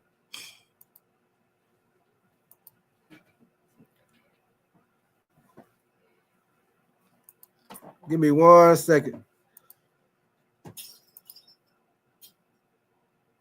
I don't, but I'm not definitive about it. After what I saw last night, I was shocked. Let me be the first to apologize to the Los Angeles Lakers. I did not see them being capable of that. I got news for y'all. The Lakers, an NBA best, 14 or 15 and 4 since January 15th. The Denver Nuggets came into the game on a winning streak, averaging 128 points, got held to 100, so they got to playing defense as well. I mean, it's only the second victory for the Lakers against the Nuggets in the last 15 outings. LeBron James looks absolutely sensational. I mean, he's 40 going on 30. It's unreal what I'm seeing. And I'm going to say this right here, right now. JJ Redick is a candidate for Coach of the Year. He is just doing a hell of a job. And Big Perk enlightened me about how brilliant of a job. And Big Perk. Hold on. Let me hear him say that one more time. He said JJ Redick need to be Coach of the Year. Hold on. Let's hear that one more time. Here right now. JJ Redick is a candidate for Coach of the Year. He is just doing a hell of a job. And Big Perk enlightened me about how brilliant they are offensively compared to what they were last year. Defensively, not so much, but that wasn't the case last night. If that Los Angeles Lakers team shows up in the postseason, look the hell out. And I'm not going to be mad about having to be in Southern California. Two big things. One, over the last 18 games, they are the #1 defensive team in the league. Now, it's hard to believe that because Anthony Davis has been gone for most of those. And that is not a relic of AD's team. They're doing it despite being very small in the interior because they're so big on the perimeter, because Dorian Finney-Smith and Jared Vanderbilt come in there and give JJ Redick some options. Secondly, last night, they got Luka to be Luka again. What I mean by that is he wasn't just a ball mover who was trying to play turns with Austin Reeves and LeBron. He said, I'm going to be the dominating force. Everything ran through him last night. This is the way they've got to play. I thought this would be something that would happen later in the season. JJ got him to do it. Last night, he was completely different. His demeanor was different. I'm going to tell you something. Tuesday night, the Mavericks are going to be here. Luka's going to be here. Luka's going to put on the show. The Mavericks just gave up 126 points. They're missing their 3 best interior defenders. Luka's going to put on the show. They're coming off that big win. Look out. Mind the game and respect the game. That's exactly what JJ Redick is doing right now. He's a top 10 coach in the NBA today. I saw a report after the game. He said as soon as they had their win on Thursday. What up with your Wells, man? Appreciate you coming back through, brother. What up with your man? Against the Portland Trail Blazers, he didn't get hardly any sleep because he started preparing for the Denver Nuggets. And it showed when we watch. And I'm looking at this Laker team and I'm listening to Luka comments and they saying that we're here to win the championship. And they could actually go to the NBA Finals if you want to be real about it. Think about it. They're only 2.5 games back from the second seed. 2.5 games back from the second seed. Hold on. With Luka getting in shape, getting his legs up under him, with a LeBron James playing the way that he's playing, a happy LeBron James, it ain't far-fetched. And when you think about the game plan, and this is just, I know it's just been an appetizer, but again, we saw when the Knicks played the Hey, y'all, first name Al, last name Kaholic. And what they just say on The Simpsons, is there anybody here by the name of Al, last name Kaholic? Bart Simpson used to get them every time. Is there an alcoholic here? Lakers on set, and what JJ Redick and that system did to Karl Anthony Towns, then we saw it last night. That was Jokic's worst game, in my opinion. He only got 7 shots. That was his. He only got 7 shots. That was his worst game that I've seen in the last 2 years. Well, the bigger issue is you and what you point to about defense. The Lakers have been showing up and defending, which is not something we were accustomed to seeing from them this year. And now that's the case. And so I'm looking at them now, and I'm looking at the rest of the Western Conference. We got the youth in OKC, but are you ready? We've got health issues in Dallas. We don't know what the hell is going on in Phoenix. We still trying to figure that out, okay? Denver, we thought that, you know what, they were here elevating, and then they ran into something that they hadn't seen from the Los Angeles Lakers. The Western Conference right now is vulnerable, and when you see Luka with the ball in his hands, I'm looking at a 40-year-old LeBron James movement without the ball, knowing what to do, when to do it, how to do it. The brother's brilliant. The Lakers with Hachimura, Dorian Finney-Smith, Austin Reeves, all these brothers. The Lakers are getting very, very, very interesting. Real quick, I just want to point out the game plan and what JJ designed last night defensively. He somewhat exposed the Denver Nuggets. If you go back and watch that film and how he guarded Jokic and how he baited those guys into taking threes. All right, Shay, I know we're only 1 game in, your Lakers squad. I know you stayed up for that one. I did. Do you feel like Luka and LeBron are the scariest duo in the West? No, not yet. Molly, you admitted they played only 1 game. Now, if we're looking at them as an individual group, you look at LeBron James and what he's accomplished, you look at Luka and what he's accomplished, you'd have to say yes. But they haven't played together. What about JT and JB? What about Yoke and Murray?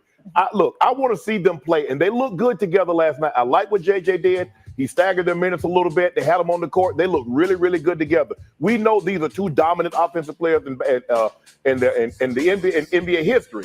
But I got to see them together more than one game. I think Luka only played like 24 minutes. I think LeBron played like 29 minutes. Let me see them get some minutes up under their belt, Stephen A. and Wendy. Let me see them get about 35 minutes. Let me see them in a tough ball game where they're having to play off of each other a lot more than what they did last night. But I'm not really willing to go there just yet. Individually, if you take LeBron's career, you take Luka's career, but you don't get to take them individually and then put them together and say, are they the scariest? I need to see them play a little bit more before I determine whether or not how scary they are. Yeah. Wendy, I know you were locked in on this one. Molly.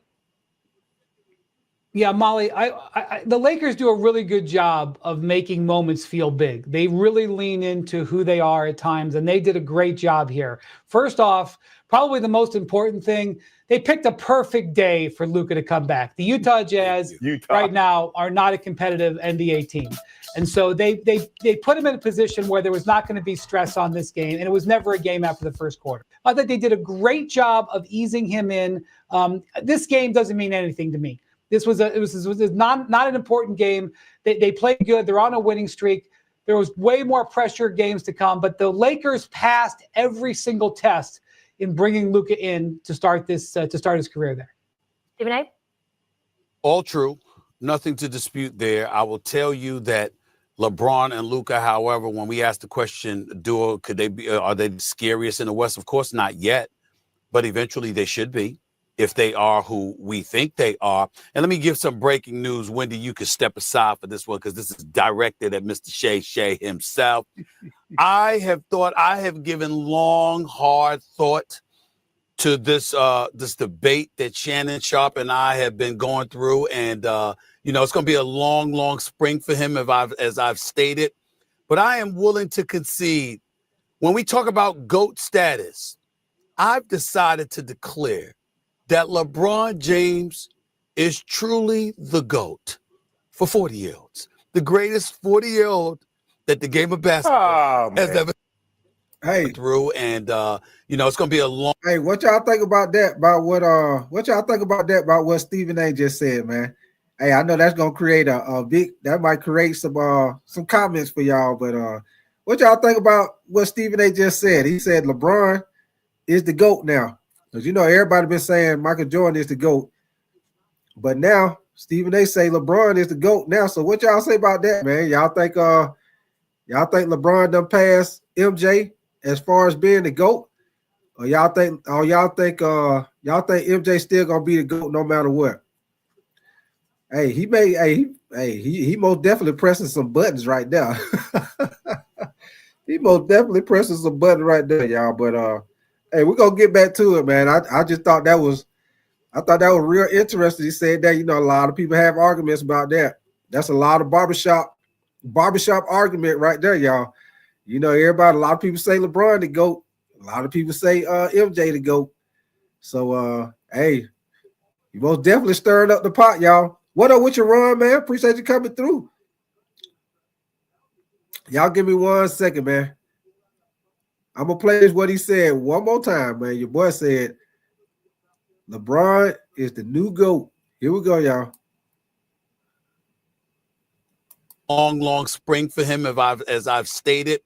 But I am willing to concede, when we talk about GOAT status, I've decided to declare that LeBron James is truly the GOAT for 40-year-olds. The greatest 40-year-old that the game of basketball has ever seen. So I just want to say that. I just want to say that he's the greatest 40-year-old that anybody has ever seen on a basketball court. And when you think about Luka being 25 years of age, yeah, eventually they should be the scariest. Their basketball IQs are off the chart. We know what they can do on the basketball court. They should be the scariest. But this season, I haven't given up on Jokic and Murray. I have not given up on that at all. I'm going to stand on that for the time being. We can't even say anybody in Dallas with Kyrie and AD. AD already down. Okay. I mean, I got to think about Shai Gilgeous-Alexander and who's his Robin is and stuff like that. That's right. Of course, Williams. But I'm just looking at it from the standpoint that right now, it's got to be Jokic and Murray until further notice to answer this question, because we haven't seen how LeBron and Luka will do together. You see what he did, Molly? What? You see what Stephen A. did? Oh, I'll have to admit, he's the GOAT. He's the greatest 40-year-old. It's like when women say, well, Shadur, you in great shape for a 50-year-old. I'm in great shape for any age. What's wrong with y'all? Talk about I'm in great shape to be 50. Don't do that. Stephen A., don't do that. You know what this man is. You know what he represents. How many consecutive games with at least 20 points at the age of 40? I know somebody could never. It was a backhanded comment. He put the dig in there. I know 40. somebody could never. You need to stop your nonsense. You need to stop that nonsense right now. We'll see what Luka and LeBron does, but Wendy, for the purposes of you being here, being the All right, hold on, y'all. on that at all. That's going to. So that was just Stephen A. Smith giving his little stuff about the Lakers game, man. Like I say, they had a big win against Denver, man. In that game, I'm gonna hit y'all up with a couple of the stats of that game. Rui had 21 points, 4 assists. He was 4-9 from 3-point range. LeBron James, as you know, had 25 points, 5 assists, 9 rebounds. He was 1 of 4 from 3-point range. Jackson Hayes had 4 points, 4 rebounds. Luka had 32 points, 7 assists. I'm sorry, y'all. 10 rebounds. He was 4-9 from 3-point range. Austin Reeves had 23 points, 7 assists, 4 rebounds. He was 4-7 from 3-point range. On the other side of the ball, Denver Nuggets, Aaron Gordon. I said Aaron Rodgers. Aaron Gordon had 24 points, 4 assists, 5 rebounds. He was 4-7 from 3-point range. Michael Porter Jr., 13 points, 1 assist, 8 rebounds, 1 of 4 from 3-point range. The Joker, which they did a good job on the Joker, y'all. He had 12 points, 10 assists, 13 rebounds, all 1 from 3-point range. Jamal Murray had 19 points, 6 assists, 3 rebounds, 6 of 11 from 3-point range. And Christian Braun had 10 points, 3 assists, 3 rebounds, 1 of 3 from 3-point range. And off the bench, we most definitely got to talk about Russell Westbrook. Pretty much kept the game from getting out of hand early. He had 17 points, 4 rebounds, 1 assist, and he was 3 of 7 for 3-point range, y'all. And that's pretty much the stats on that game, man. Like I say, once again, it was a big win by the Lake Show, man. Like I say, Tuesday, tomorrow night, I'm looking for Luka to probably put up 50 on the Dallas Mavericks, man. They playing in LA. The Dallas Mavericks just lost the big game to Golden State. Dallas, they struggling on defense.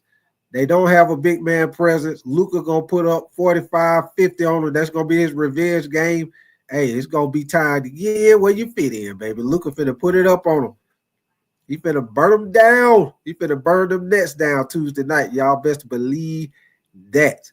Yes, sir, Welch. I'm looking for Luka to put up 50 on their ass Tuesday night. Believe that, because you know he was mad, man. And then I heard y'all that Luka had just bought a $15 million house. I think like about 2 weeks or something like that before they traded him. So that's messed up, man. That's messed up big time.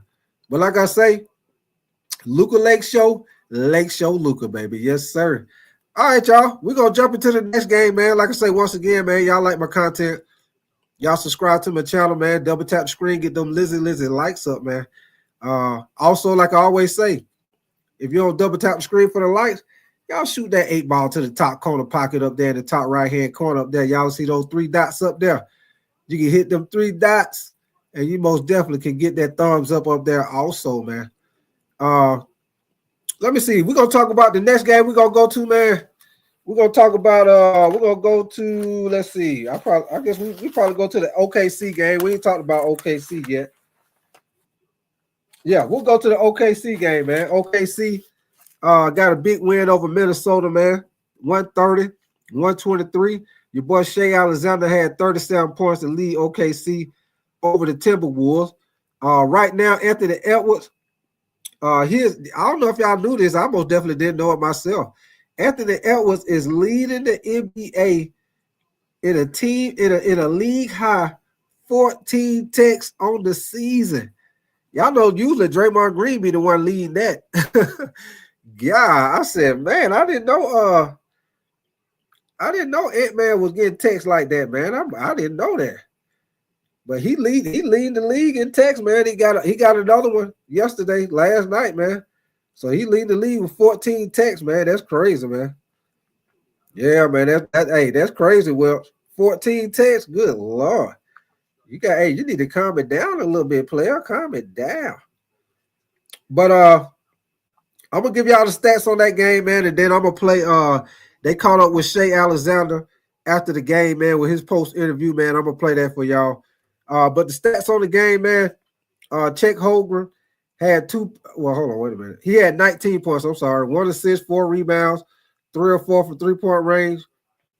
Who was that? I think his name. Hold on, let me see what his name is. Yeah, Jalen Williams. I thought that was his name.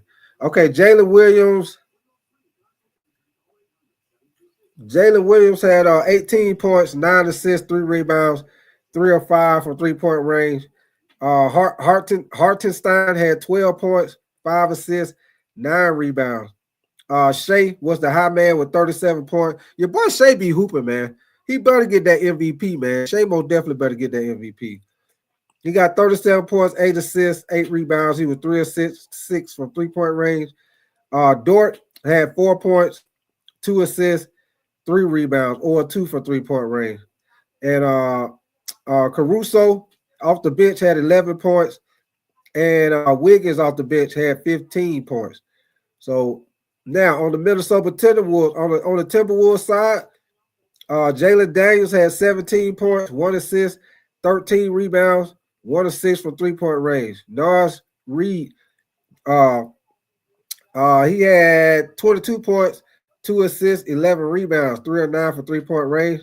Michael Conley had 9 points, 5 assists, 2 rebounds, 3 assists from 3-point range. The Ant-Man, Anthony Edwards, had 29 points. He was the high man. 7 assists, 10 rebounds, 4 13 from 3-point range. And Clark had 14 points, 1 rebound, and he was 2 or 2 from 3-point range. And Alexander Walker off the bench, he had 18 points, 2 assists, 2 rebounds. He was 4 or 7 for 3-point range for the Timberwolves, y'all. So OG Greenman, you say Shai is better than Reeves. Hold on, Rashard. Let me highlight your comment, man. Appreciate that super chat, man. Let me highlight your comment. Rashard say OKC, Memphis, Rockets, Cavs, season teams will lose in the playoffs. Hey, Rashard say all their ass going home. Rashard say all are going home. Hey, appreciate that super chat, Rashard. He say all their ass going home. He say OKC, Memphis, the Rockets, and the Cavs going home. All of them gonna be at home on the fishing trip. Rashard say all of them going home and get on the boat and get on that fishing trip, y'all. Hey, Rashard is not playing with y'all this morning. He is not playing with y'all this morning. Hey, I appreciate that super chat, Rashard, man, for sure, man. Y'all give me 1 second. I'm gonna play this post interview for Shai Alexander from the game last night. Give me 1 second. Let me find it right quick.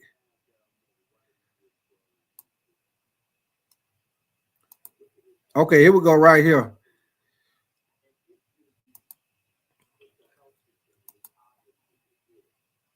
Ways that you guys showed tonight, just given the massive swings in this game, what impressed you the most about just how you guys handled the 48 minutes?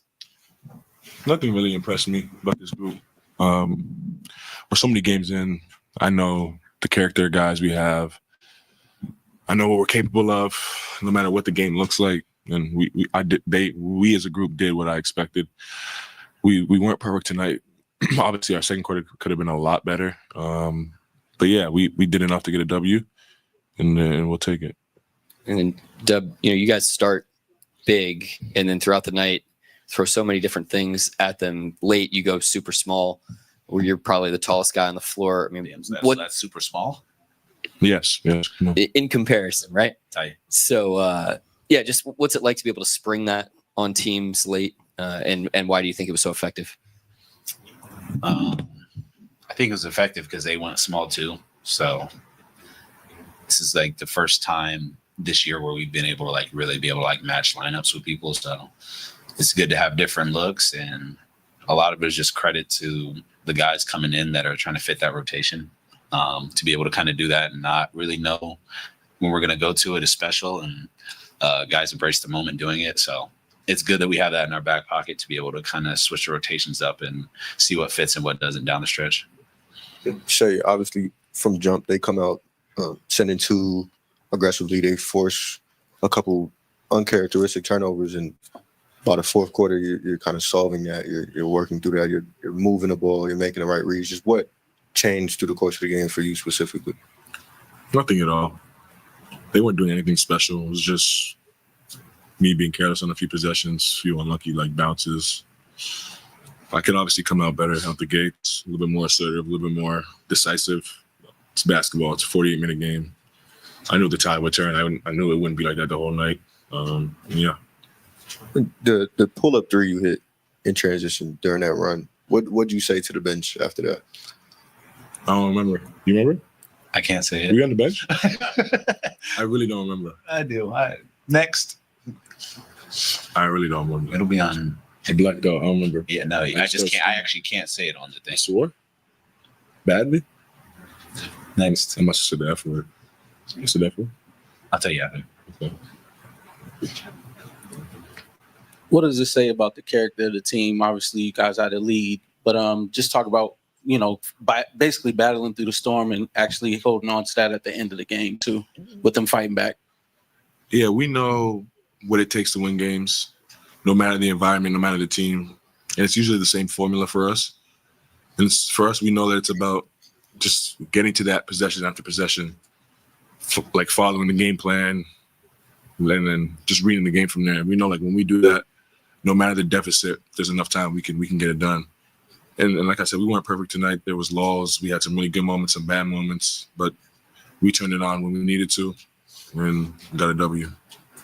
Shay, a couple of weeks back, you really enlightened the Filipino fans about how you dropped 50 in a PBA league back in Canada.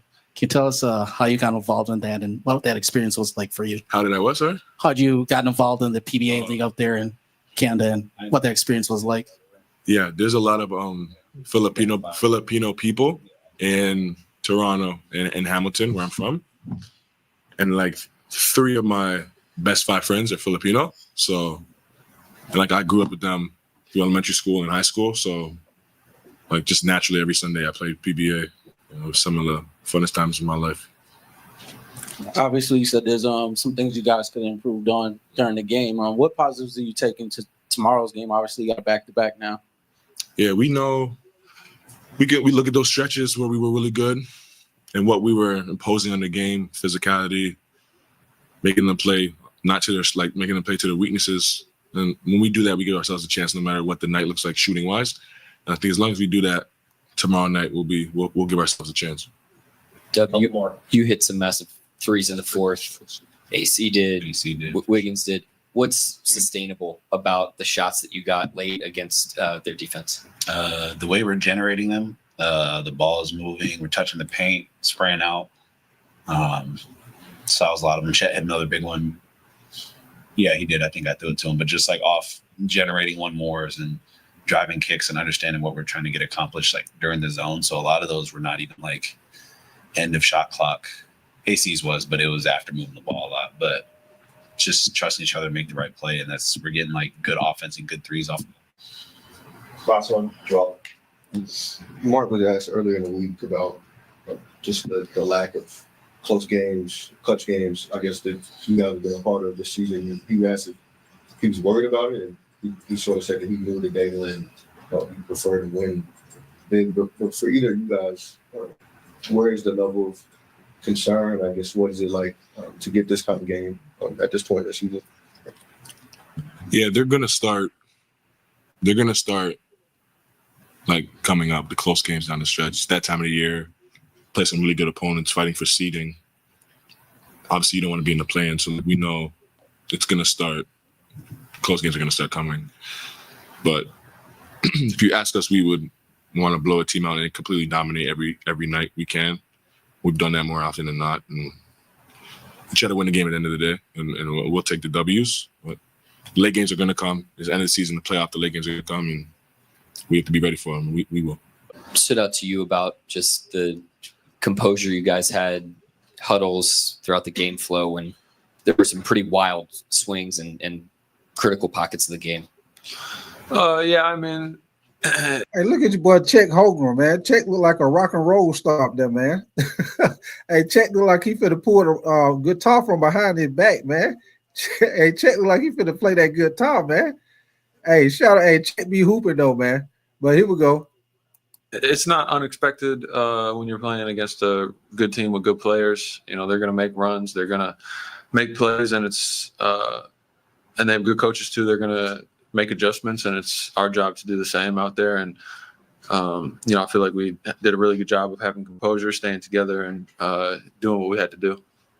The 3-point shot making from you and Wiggins and AC and Dub late. Shea hit some big ones. I mean, what do you like about those shots that you feel like you're gonna, need to try to create again tomorrow? Yeah, I mean, we're creating really good shots and we're making them, and you need to do that to win games at a high level in this league. But we can't rely on that and only that to win us a game. We got to do all the other little things, around that, and then trust each other that the right shots that we get are going to go in, and that's what we did tonight. Obviously, when Shea comes in that fourth quarter, an 18-4 run follows for you guys, and obviously that's not just him. That's the small ball lineup, whatever. But how would you describe the fourth quarter he had? We've seen it before. I'd describe it as, I don't like to create expectations and stuff, but when you see him go out there and do it every single night, you're not surprised when you see it. Mark, you sprung that super small lineup on them late. Was that kind of something? Okay, y'all. So that was just a little bit on OKC, man, as far as their post interviews after, like I said, the big win they got over Minnesota, man, 130-129 over Minnesota, man. OKC looking good right now, man. They looking real good. Like I say, Shea most definitely better get MVP, man. He should have got it last year. He most definitely better get it this year, man. It's gonna be real interesting now. As far as I know, I'm a Lakers fan. Oh, hold on, let me see. Here we go, Rashad. I got you again.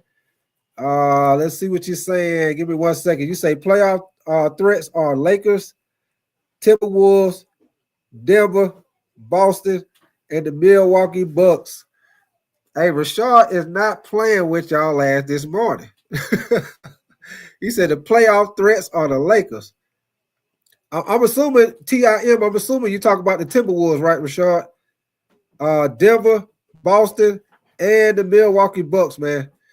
If you ask me, my opinion, Rashad, I think it's more okay. Got you, Rashad. Okay, Timberwolves. Okay, I thought that's what it was. I just wanted to make sure I was reading it right. But my opinion, y'all, I think Boston gonna come out of the East because I mean, even though the Cavs playing good, I don't think the Cavs will beat Boston in the 7-game series, man. And out of the West, man, I'm gonna tell y'all this, and I ain't being biased because I'm a Lakers fan, but I will tell y'all this, man. If Luka continues to play like that, and like I said, he ain't even 100% in shape yet.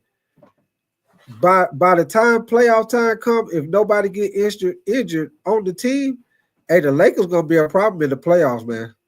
The Lakers gonna be a problem in the playoffs. I'm telling y'all. OKC, they're a good team, y'all. But OKC and the Lakers in the playoffs, hey, Luka and LeBron, hey, that will be a problem for OKC, man. Like I said, our kryptonite been Denver. We finally got over that hump with Denver, man. Like I say, and I know John, he was saying it earlier. If we play Denver again, I most definitely don't think that the Joker will have a bad game like that again. But I do feel like the Lakers showed that, with the defense that they played, that they can beat the Denver. They can beat the Denver Nuggets, man.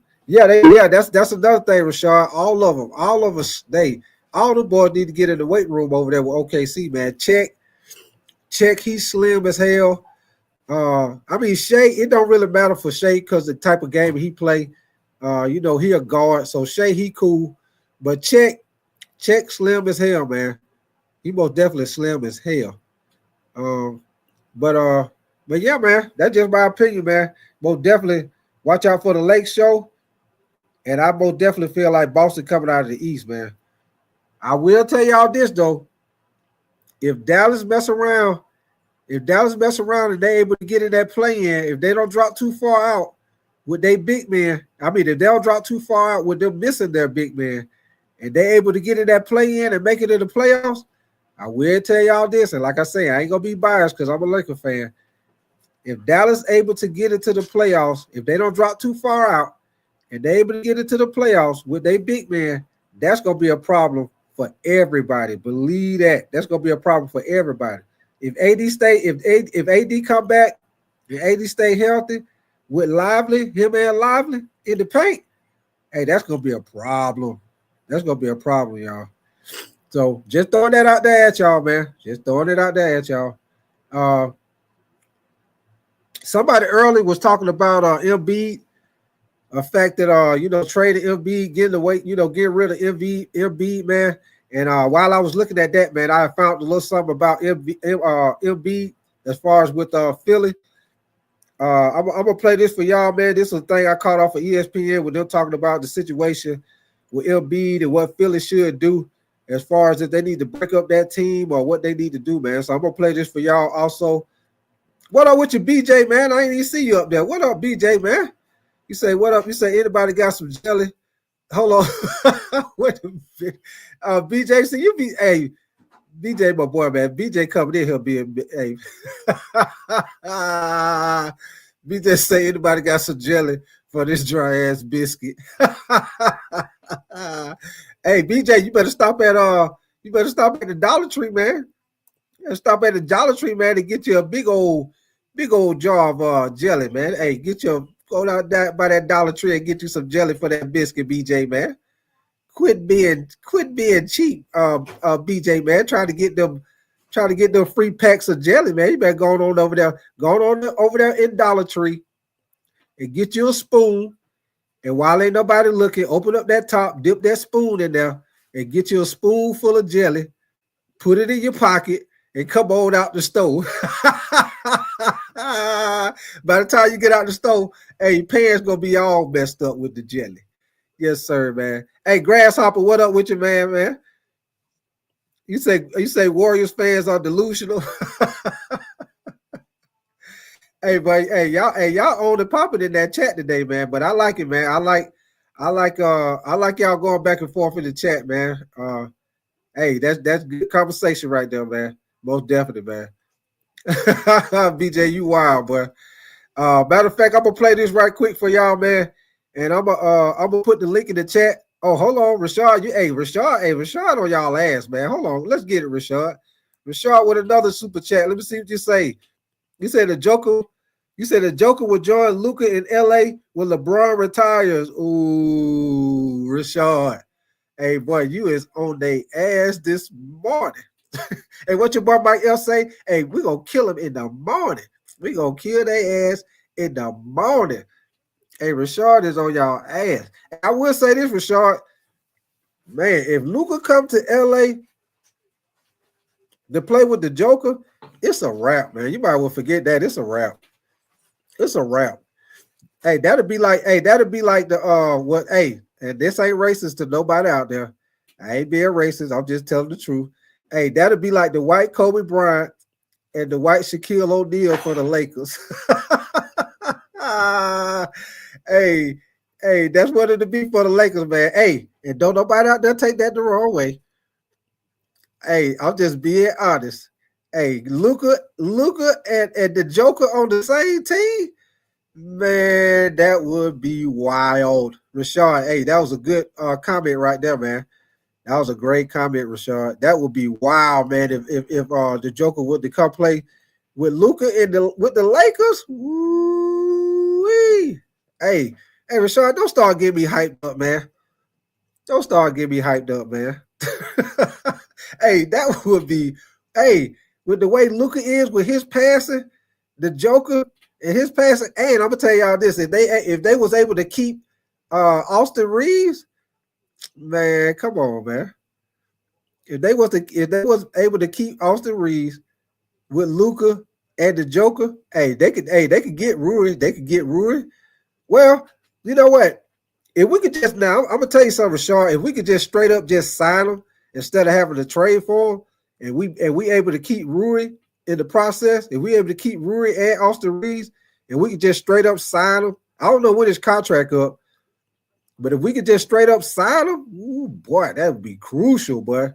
Hey, what that old rap group, Crucial Conflict, that would be crucial. Hey, the Lakers will probably win about 6-7 championships straight. Somebody, you know what, Rashard? To be honest with you, if that right there was to happen, it would most definitely have to be another team that would probably have to try to team up a super team to try to beat the Lakers with them two and whoever else on the team. They most definitely have to try to get a super team. Hey, let me tell y'all this, man. I'm gonna throw something else out here at y'all, and y'all might not even be thinking about it. I'm gonna tell y'all this. Now look at the situation with San Antonio with Victor Wembanyama, you know, with him being out for the season with the blood clog in his shoulder, right? Now I'm gonna throw this scenario. I'm gonna throw this out there at y'all. Y'all might not be thinking about it, but hey, what if they mess around, end up having the worst record in the NBA, right? Let's say they mess around, end up getting the #1 pick, and they end up getting the old boy from Duke. Hey, what if they end up getting the first round pick, and they end up getting your boy from Duke, and then Wemby come back, and then they end up having Darren Fox, your boy from Duke, Wemby, what's the other guy they got from the dunk contest? What's his name? Klassen? Is it Clausen? I forgot his name. But man, hey, that would be a squad right there, man. Hey, that San Antonio team would be a problem. Believe that. That San Antonio team would be. Hey, Cooper Flag, that's his name, BJ. Cooper Flag, baby. Hey, BJ, if San Antonio end up losing like that, man, and they end up getting Cooper Flag, and then we come back with Darren Fox and old boy who they got who's in the dunk contest, man, San Antonio finna be right back on the map, boy. Hey, I bet you Chris Paul will come back another year for that. Yes, sir. I just want to throw that out there at y'all, man. Just strike up a little conversation, man. Just strike up a little conversation. But I'm gonna play this right here for y'all right quick, man, because we were talking about Embiid. Hey, you said you gonna quit watching the NBA? BJ, you wild, man. I'm gonna play this for y'all right quick, man. With them talking about the situation with Embiid, man. Give me 1 second, man. This right here with them discussing on ESPN, man, the situation whether or not.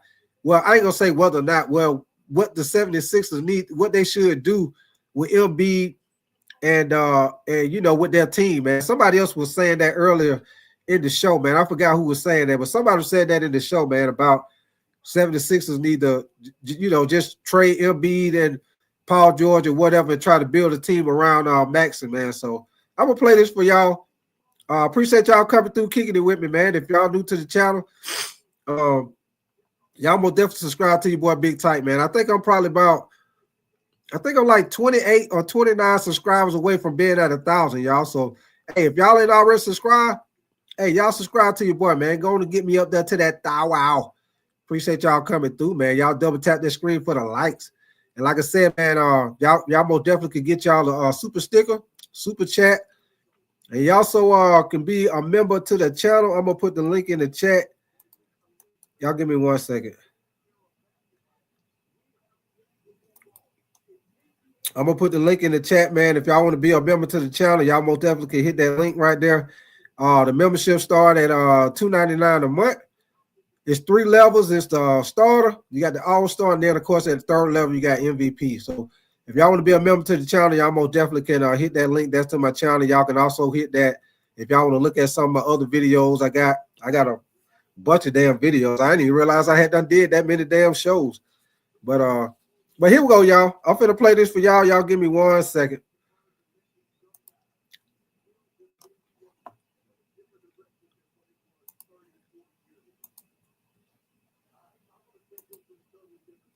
Top of the Eastern Conference. Let's go somewhere other than the top. That's where the Philadelphia 76ers are. Oh boy. A season that began with championship hopes has turned into a disaster. The latest blight coming against the Nets on Saturday. Philly losing their 7th straight. And the real story is Joel Embiid. He was benched in the 4th quarter after scoring just 14 points in 31 minutes. And yesterday, Stephen A. Smith did not hold back on Embiid and the Sixers. Joel Embiid, have we seen? When did he look good this year? When was he moving well this year? It has not been the case. They are done. This season is over. The city knows it. There's no brotherly love for the Sixers. Lose, sit Joel Embiid for the rest of the season like Perk was saying last year.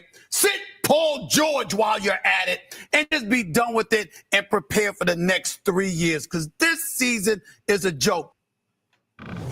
Do we agree with that, Tim Legler? Yeah, I do, because it's not going to get better. And from Joel Embiid's own admission, it's not going to correct itself unless he gets this thing treated or surgically repaired, whatever it's going to take. You can rest him, you can sit him, and hopefully you can squeeze whatever you can out of him. And I understand that mindset a little bit because they just gave him $190 million. So I understand you're like, you want some return on that investment. Bottom line is the way this guy looks and his lack of impact, particularly defensively, he's got no movement on that end of the floor at all. He's basically has become a perimeter player on the nights he's not feeling well. You can't win with that, and it's not going to resolve itself. So I do agree with Stephen A. Smith. I think you're banging your head against the wall if you continue to try to manage it the way that you are with him. Can I just put some context to that? Sometimes we hear big numbers, $190 million. It's sort of hard to put into context. So Bobby Marks tweeted this, Monica. Oh. Over the next 4 years. C11A, Cindy. Joel Embiid. C11A, Cindy. Oh, was that C11A? Oh, did you have this put together? Yeah. Okay, well, then you take it. No. That's what he gets paid. Each of. All right, y'all. Now, y'all look at Embiid remaining contract, man. Your boy getting paid a whole lot of money for him missing a whole lot of games. As y'all see this season right here, 25-26 season, he will be making an average salary of $55.2 million. Next year, 2026 season, he will be making $59.5 million a year. Season after that, 27-28, he'll be making $64.3 million. He'll be 34. 28-29 season, he'll be making $69.1 million at 34 years old, y'all. This guy is getting paid a whole lot of money, man. And look at here at the bottom of the screen, they say he signed a 3-year, $193 million extension for the 76ers in September, man. That's a lot of games this dude is getting paid, and he missing a lot of damn games, man. But I'm gonna finish playing this for y'all, man, and then we're gonna talk about this situation also, y'all. The next 4 years, 55, 59, 64, 69. Fully guaranteed. $million. That's why I disagree with Legs. Play him. Play him because he should have taken the summer off. Play him because that's what you should do. Because he wanted to play in the summer in the Olympics when he had one leg in the playoffs. So now you're gonna let him escape? Take the parachute and get out of a season like this? Oh, no. You were well enough to play in the summer. You didn't need surgery then. Play him. But you're talking about, it sounds like you want to punish them. Yes. Yes. Well, why does everybody else have to take all the L's? No, you got to be out here too. But at the end, listen, I'm not saying the guy's ever going to have a sustained, healthy run. He hasn't. So I don't know that he's. Hey, one quick thing, and we're going to get back to it. Hey, appreciate you coming through. What's your name? Huzzy Biggs. Hey, appreciate you coming through, man. Yeah, I see you're a Lakers fan. Let's get it, baby. All right, we're going to get back to it, man. OG Green, man, before we get out of here, you say LeBron only playing one more year. I agree with, you know what, OG? I think if Luka continued to play like how he played against Denver, like I say, he just going to get better as the season go because he's still getting in basketball shape. So once he up to 100% basketball shape, man, it's going to be on and popping, man. I'll tell you this, OG. If he able to take the pressure off LeBron like how he did in that Denver game, because as you see, he took a whole lot of pressure off LeBron. LeBron had 25 points, but if you look at the game, it really did seem like LeBron had 25 points because he didn't have to do so much in a big game like how he normally do. You know, normally if that was AD, LeBron would have had to score 35, 38 damn points if that was AD on the team. What up with your Debo, man? Debo the God. Where the hell you been at, man? What up with your baby boy, man? Yes, sir. Hey, Luke. Hey, Debo. Luka Lake Show, Luka, baby. Let's get it, baby. Hey, good to see you this morning, Debo. Debo the God. Good to see you, man. All right, y'all. We're going to get back to it, man. Give me 1 second. He's ever going to do that, but at least you would have somewhat of an opportunity if you shut it down and give him the rest of it till next fall, and then say, hey, at least we have these next 3 years. We're paying him all the money you just put on that screen, and maybe Joel Embiid can return to what he was. Can I put context to this as well? I'm going to go to Twitter. Spooky Gang is his name, and I saw this, and it really resonated with me. And he said the Mavs gave up on Luka before the Sixers gave up on Embiid. Think about that for a minute. Say no more. Monica. Hey, that make a lot of sense, y'all. Did y'all hear what he said? I'm gonna play that for y'all one more time. Did y'all hear what he said? That make a lot of sense, man. He said the Dallas Mavs gave up on Luka before the 76ers gave up on Embiid. Hey, at least with Luka, with Dallas, Luka took their ass to the finals last year. Embiid ain't do. Hey, Embiid only playing half of the season. Let me play that for y'all one more again. One more again for the church. Y'all say that one more time here in the church. Let the church say, here we go, y'all. Me. And he said the Mavs gave up on Luka before the Sixers gave up on Embiid. Think about that for a minute. Say no more. Yeah, Welch, I don't know what his diet plan is right now, but he most definitely need to lose some weight.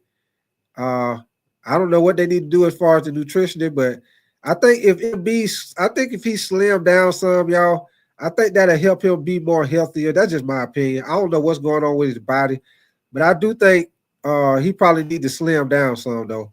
But here we go, y'all. Monica. That tweet is crazy. Just in terms of it resonating, it's accurate, but in terms of reading, Embiid, this is the very, very, very end of the process. Candidly, the process has been over for years, but this is sort of where they are in Philadelphia now. They may have the two worst contracts in the entire NBA on that team at one time. Give me a quick final thought on that. I am inclined to agree with Legs and SA because I think playing him punishes the other folks around him, i.e. Tyrese Maxey, who is a guy who has had at points to carry this organization, and it's never been intentionally built for him to do so. I'm not saying that he can be a sole centerpiece, but he is someone that you can bank on moving forward within this organization, just in terms of productivity, attitude, and oh, by the way, age, right? And so I think playing Joel Embiid to his detriment does nothing for anybody else. And there's some implications in this as far as them holding on to a pick down the stretch of the season. So I like it. I like Han. His take is just petty. Like you're literally just taking the petty way. And you know what? I'm here for it. I have no problem with it whatsoever. Lakers Nuggets. Luka, his best performance as a Laker. He had a game high 32. Lakers a huge win. First win over Denver in nearly 3 years. Let's go back to our buddy Stephen A. He was very impressed with what he's seen from LA, especially from their coach JJ Redick. And I'm going to say this right here, right now. JJ Redick is a candidate for Coach of the Year. He is just doing a hell of a job. If that Los Angeles Lakers team shows up in the postseason, look the hell out. So, Monica, let's talk about, we all know JJ obviously well from his time here. And look, I know him well enough to know what his life was before he decided to go back to this. I heard him say he did not sleep between their game Thursday night and their game Saturday night preparing for Denver. This is a guy who could have had the easiest life. All right, y'all. I'm going to pause that for a second, man. Hey, so what y'all think about that as far as the situation with Embiid, man? You know, they had high hopes for that team, man, with them trading, you know, with them getting Paul George in the offseason, man. They're supposed to be, you know, a nice little trio as far as with Maxey, Paul George, Embiid, man. But once again, Paul George, he dealing with injuries. Embiid, as you know, all the time. Embiid always dealing with injuries, man. Hey, I'll tell y'all this, man. A lot of people was giving AD a lot of flack for him always being hurt. Hey, they don't get the same flack to Embiid like that, man. Embiid be, if you look at it, Embiid probably be more hurt than AD be hurt, man. Embiid always hurt. Shit, every time I see I mean, I'm not a 76ers fan, but every time I see him play, whether it's on TNT, ESPN, ABC, whatever channel it's on, anytime I see the 76ers play, he don't never be on the court. All the time I see Embiid play, I be looking at the highlights on Sports Center and I see him on the court. Oh shit, okay, Embiid played. I'm like, shit, when do he play? When do he play? So like I said, I showed y'all earlier his contract for the next couple of years, man. That's a lot of money he getting paid for him very seldomly being on the court, man. I think that's a lot what he getting paid, man. What's your name? Don? Is it Don Fixion? Don Fixion? Is that how you pronounce it? I apologize if I say your name wrong. You said Embiid process was done a few years ago, and his play style is determined to the team. I'll tell you this, he most definitely somebody was saying that earlier. I'm trying to remember who was saying that. I don't know if that was Rashard or somebody said that earlier though, man. But they most definitely need to just break that team up, man. They need to just break Philly up and just start back over and just build around Maxey, man. That's just my opinion. You probably could still get, you know, a good little trade for Embiid because a lot of people looking at his potential and looking at, you know, when he's healthy, what he do on the court, and they'll probably think, you know, they can get him with their nutritionists and their medical team, and they probably think they'll be able to do a better job or whatever. But if you trade him right, if you trade him, you know, this year or the offseason, you most definitely probably could get a good trade for him, man. Try to turn the team around. But I most definitely think, you know, they had high hopes for that team, man. It's like every year they've been talking about the process. Like you say, Don Fixion, if I pronounce your name right, they've been talking about that damn non-fiction. Oh, gotcha. Hey, you know your boy was a football player. You know how it is for football players. Yeah, I got you done fixing, man. Hey, you know your boy was all football. Hey, put the education in the trash can. Hey, you play football, you play sports, you're gonna do just enough so your ass can play. You're gonna do just enough so your ass can play, so coach don't get on your ass and he see them grades, he be like, hey son, your ass ain't playing. You get your damn grades up. You gonna make sure you got them grades where you can play, baby. But I most definitely appreciate that correction on that non-fiction. I got you, non-fiction. Appreciate you coming to the show, man. You new to the show, man. Anybody else that new to the show, like I always tell everybody, man. Non-fiction. I do a little bit of everything over here, man. I do the NBA, I do the NFL, college football, college basketball. We do boxing. Matter of fact, in a little bit, we're gonna talk a little bit about that fight this weekend with SHAKUR Stevenson. I got them talking to him after the fight. You know, them asking him questions about the fight. Yeah, I know he was supposed to fight somebody else, but he ended up fighting the guy. What's his name? Josh. I think it was Josh PADLEY or some shit like that. But he ended up, you know, he still looked good in the fight. He knocked the dude out, I think in the 9th round, if I'm not mistaken. BIVOL, he won his fight, the second rematch. So we're gonna talk a little bit about that too, man. So non-fiction, I call myself like a little knockoff ESPN, man. We talk a little bit of everything, man. Try to have a little bit of like the barbershop feel, man. Everybody have a good conversation in the chat, man. We like to do that over here. I'm gonna read the chats. I like to read the chats and interact with y'all, man. So yes, sir. Yes, sir. Huzzy Biggs. Let me see what you say. You say Luka is the best LeBron ever played with. Luka led LeBron in every category. Is crazy. I'm thinking the ring. Hey, I'm thinking that too, Huzzy. I'm thinking that too as a Laker fan. Hey, it's on and popping, baby. It is on and popping. On and popping, baby. I'm happy as a Laker fan. Hey, y'all know them first 3 games. If I'm not mistaken, Luka only averaged like 14.7 points a game. But he came out and he had 19 the first half of Saturday game. So your boy came out on a mission. And like I told y'all before, Luka, the Lakers got their next 6 games at home, including their first game, which would be tomorrow night. Now, normally I would do a live reaction to that game tomorrow night, y'all. But I gotta work tomorrow.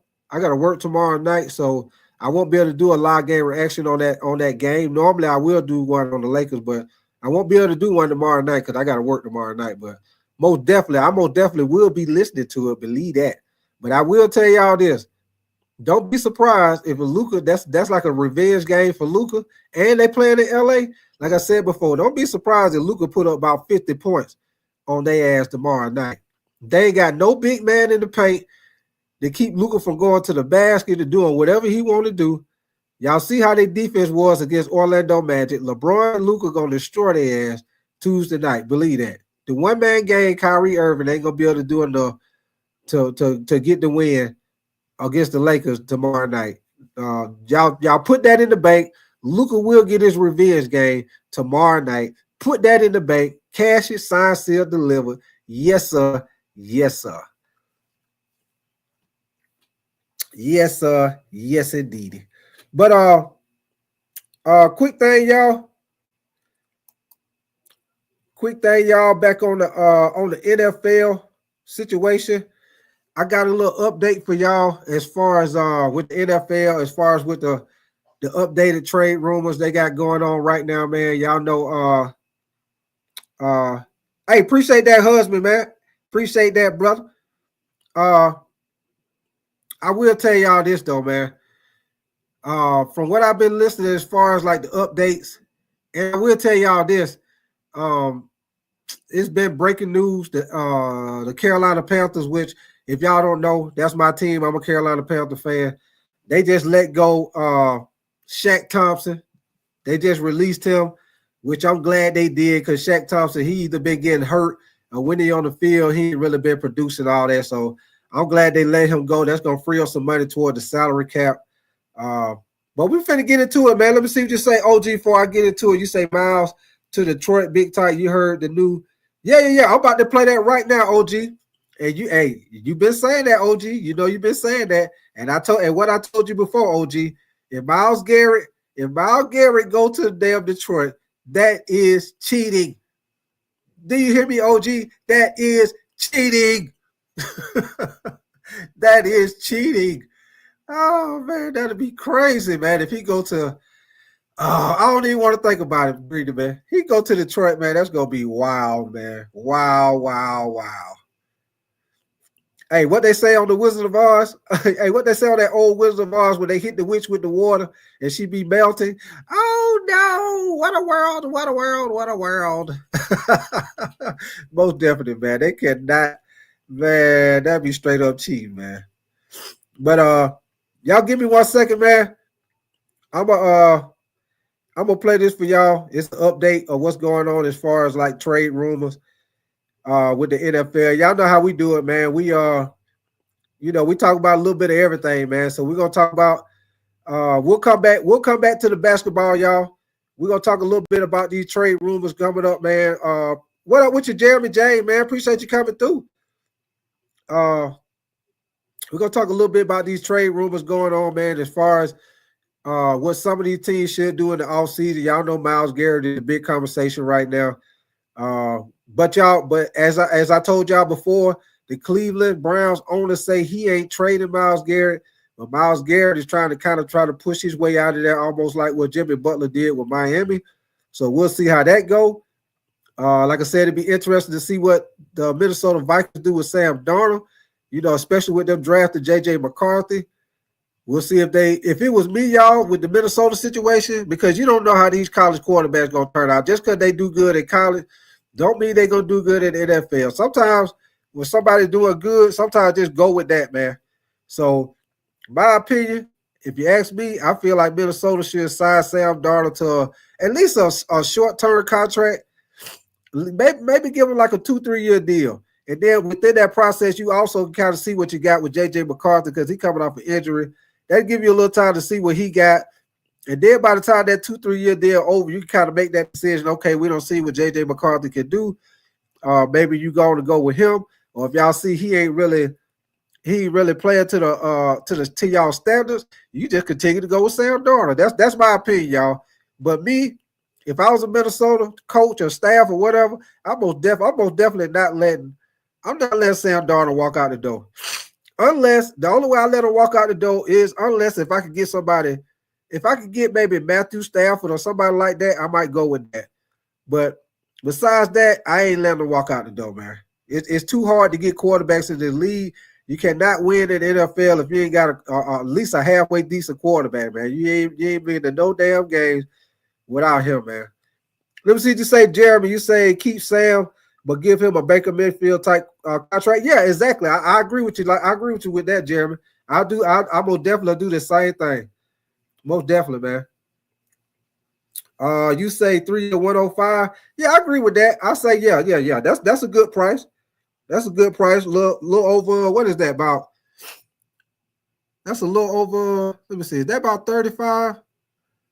Yeah, that's like 35 mil a year or something like that, Jeremy. But yeah, man. I'm gonna play this for y'all. Y'all give me 1 second. Let me find this this clip for y'all right quick, and I'm gonna play this for y'all, man. Okay, got you, Jeremy. I thought it was somewhere around in there, man. Give me 1 second. Okay, here we go. I found it. Here we go. I'm gonna play this for y'all. You say tag them. You could do that too. You could do that too, OG Greenman. But here we go, y'all. I'm gonna play this for y'all. Little update of what's going on as far as with the NFL trades. This right here. Hold on. This right here, y'all. Before I start playing it, this season coming up. These are the top 10 free agents out there, y'all. You got T. Higgins at 1, Trey Smith, the guard, Ronnie Staley, the offensive tackle for the Ravens, DJ Reed, cornerback, Chris Godwin, receiver from Tampa, which he coming off an injury. So we'll see how Chris Godwin do. You got Sam Darnold from Minnesota, Khalil Mack. I heard something about Khalil Mack might be debating on retiring, but we'll see how that go. Charvarius Ward, cornerback. That's old boy from the 49ers. You got Josh Sweat, defensive end, the edge rusher from Super Bowl, the one who was on Patrick Mahomes' ass the whole game. And Osa, I can't pronounce his name, man. Defensive tackle number 10. But here we go, y'all. I'm gonna play this for y'all. Once again, I appreciate y'all coming through, man. If y'all new to the channel, y'all like my content, man, y'all will definitely subscribe to the channel, man. I think a little while ago, I needed like 28, 29 subscribers to get up to 1,000 subscribers, y'all. So, hey, y'all help your boy out, man. Y'all like my content, y'all subscribe to my channel, man. Double tap the screen, get them likes up. Like I said, you can copy a super sticker, copy a super chat. You want to be a member to the channel, you also can do that too, man. I'll put the link in the chat. You can be a member to the channel. I think it's $2.99 a month, if I'm not mistaken. But here we go, y'all. Appreciate y'all coming through, kicking it with me this morning, man. Y'all know what I always say. Come through here early in the morning and snatch the covers off y'all ass this morning. You know when you be sleep good, you don't like when nobody snatch the covers off your ass. You get mad as hell. But here we go, y'all. I'm gonna play this for y'all. Snap Bowen, Bengals wideout T. Higgins topping the list, followed by Chiefs guard Trey Smith. Sam Darnold expected to be the top free agent quarterback should he hit the market after throwing 35 touchdowns last season in the Twin Cities. It's a thumbs up for us. When Spark Scott joins the program, we're going to play a little thumbs up, thumbs down. You'll get it. Once you see it, there he is, the aforementioned Bar. All right, up now on ESPN.com. Right now, lukewarm on everything.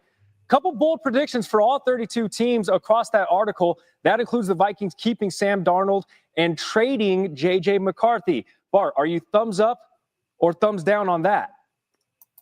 I got to be thumbs down on that. I don't think you let J.J. McCarthy, because the rule is to try and have a quarterback on a rookie deal to be able to put great players around you. I think really what they should do is maybe sign and trade Sam Darnold, bring Matthew Stafford in that was with Kevin O'Connell, and then have a mentor for J.J. McCarthy for 2 years, and he can do the Jordan Love, Aaron Rodgers thing all over again in the same division. All right. Matt Stafford, speaking of, 37 years young. He spent a handful of seasons out in LA. How about the Steelers? The Steelers, not the Vikings, trading for Matt Stafford. Thumbs up or thumbs down? That's a tough one, man. But I'm gonna go thumbs down because I know that Aaron has been linked, maybe going there. I mean, I think both players still have a little bit of juice. I think Aaron Rodgers is there, but they could be playing musical chairs. Matthew Stafford's going to set the market. Everybody's going to wait to see what happens with Matthew Stafford. At the end of the day, the best deal is to keep Matthew Stafford with the Rams. They're a team that puts the world champions to the limit on the brink. If that was a good weather game, we could have been talking about the Rams in the Super Bowl. But, if you got to let them go, I think maybe, going to the Minnesota Vikings is the best place. The Rams have allowed Matthew Stafford and his representation to go out and seek outside interest. All right, last one. The Lions going out and getting Myles Garrett to bolster that defensive line. Thumbs up, thumbs down. All right, there you go, OG Greedyman. About the Lions trying to talk about Myles Garrett, man. I told you. They're going to be cheating if they get him, man. I'm from Detroit, but if I had four hands to quote the great Rick James, I give it 4 thumbs down. I hate this one because when you think about it, in my opinion, I think the Lions paid a lot of people last year. They got a lot of ascending talent. You don't want to be hamstrung by that type of deal. Where Myles Garrett really makes sense is in Chicago and in Washington with the Commanders because they have a rookie quarterback. So you can get Myles Garrett that type of quarterback money and still be able to build your roster around. And by the time those players are up for extensions, he'll be on the end of his rope or the end of his career, and then you'll be able to move on from him. But you'll try to steal a Super Bowl by loading up your roster because you have 2 teams in Chicago and Washington that don't have a franchise quarterback taking quarterback money. Mm-hmm. Bart Scott giving the entirety of the segment a thumbs down, to which I give that a thumbs up. By the way, Randy, what was Rick James giving 4 thumbs down to? You know what? Never mind. Hey, Bart, thanks. Graziano's, how likely could Stafford's future get resolved this week? Randy, I think it's a pretty good chance. I think the Rams would like to have this resolved sooner rather than later. Ideally, maybe the early part of this week so they can get to some other business at the Combine.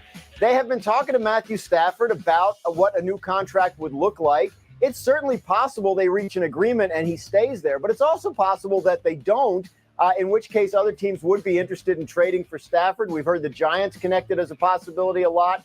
But I do think we'll have some clarity on this here in the coming days. Sam Darnold of the Vikings, they could still franchise him. They could still let him hit the market. They could still sign him long term. I think we'll get a sense of what the Vikings' plans are and what kind of market there might be for Darnold if he hits the market or if they franchise him with the intent of trading him. A lot on the table here still for Minnesota. And then, of course, there will be the Myles Garrett trade discussions. Myles Garrett has asked the Browns to trade him. The Browns really, in order to make this work on the cap, they have to wait till after June 1st to do it. But we could get a sense of who's involved, what kind of teams are interested, what the return the Browns might get for Garrett if they decide to do this. I think that'll be another storyline this week. Who's in on Myles Garrett and how likely are the Browns to trade him? Garrett, fresh off his 4th season as a first-team All-Pro. Dan Garziano, appreciate the insight. Gary and Randy back with you at SportsCenter AM. Starting your week on a Monday, listen, from Shadur Sanders himself, not going to. And also, y'all, I want to play this too, y'all. If y'all ain't heard, Shadur Sanders said he will not be working out at the Combine, y'all. They say he will not be working out. He will not throw at the Combine. So I don't know if y'all know that, but that's a quick update for y'all. I wanted to play this right here for y'all also because, this Combine week coming up. And I will get more into the Combine probably on Wednesday. We'll get more into the Combine. If y'all subscribe to my channel, man, y'all could go to my channel. Hold on, I'm gonna put the give me 1 second. I'm gonna put the link in the chat, man. If y'all new to my channel, y'all can hit that link right there. Go to my channel, man. I already did the breakdown for the top running back prospects for this draft.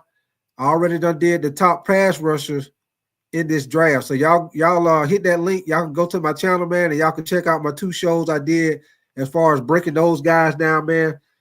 Those are two good shows, man. I break that.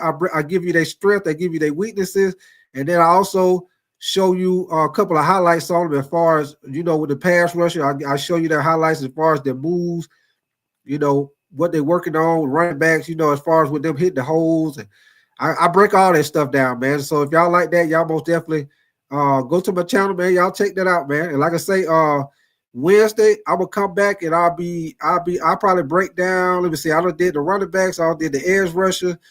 Wednesday, I'll probably do the quarterbacks Wednesday. I either do the quarterbacks or the wide receivers. I'll probably do the quarterbacks because quarterbacks, everybody wants to see the quarterbacks. So I'll probably break down the quarterbacks on Wednesday, especially with the big news about Shadur Sanders not going to throw at the combine, y'all. So it'll be interesting because Shadur Sanders, and if y'all ain't heard, Shadur Sanders and Cam Ward been working out a lot together, been throwing a lot together. So it'll be interesting now that Shadur came out and said he's not working out at the combine. It'd be interesting to see if Cam Ward do the same thing, because the fact that, like I say, they've been working out, throwing together and everything, they became great friends. So we'll see what happens as far as with Cam Ward throwing at the combine, man. But if you ask me, if you like competition, I'm going to the combine because I want to show everybody, hey, I'm better than you. I can outthrow you. I'm gonna outdo you in every aspect. That's just me as somebody with competition. I will definitely want to go to the combine. If I want the top quarterbacks, I want to go and I want to throw against everybody else. I want to show hands down my arm better than yours, my accuracy better than yours. I can throw better than you. I'm the number one stunner. That's what I'm trying to show. But a lot of people don't have that killer instinct like that, like how some people do, man. But here we go, man. Y'all give me 1 second. I'm gonna finish playing this for y'all. I just wanted to tell y'all, why I was playing, why I felt like I wanted to play this right here also. Well, give me 1 second, y'all. Workout at the scouting combine in Indianapolis this week. Sources confirming the ESPN, the University of Colorado quarterback, will continue a trend from the top 3 QBs selected in last year's draft. They're scheduled to arrive at the combine tomorrow, the quarterbacks are. On-field workouts scheduled for Saturday. Sanders is expected to meet with teams in Indy and to throw on campus next month at Colorado's Pro Day. Here's a reminder of who ESPN senior draft analyst Mel Kiper Jr. So here you go right here. I'm going to pause this right here. This is Mel Kiper's mock draft that he done put out for the top 10 teams, which I agree with him. I agree with him on this. Like, if y'all been listening to my old shows, I've been saying this for the longest. I feel like Cam Ward would be a better fit with Tennessee, because during the season I looked at it like because I did a show and I was talking about with Caleb Williams how he was the most sacked quarterback in the NFL. So I started looking at other teams that were giving up a lot of sacks, and believe it or not, Tennessee was one of those teams. I think they were number 5 or 6 on the list as far as the most sacks given up on the season. Will Levis, if I'm not mistaken, I think he was like the 5th or 6th quarterback as far as most sacks of the season. And the reason why I thought that was interesting, y'all, because Will Levis didn't even play the whole season. As you got to remember, he got benched. Then he came back. He got hurt.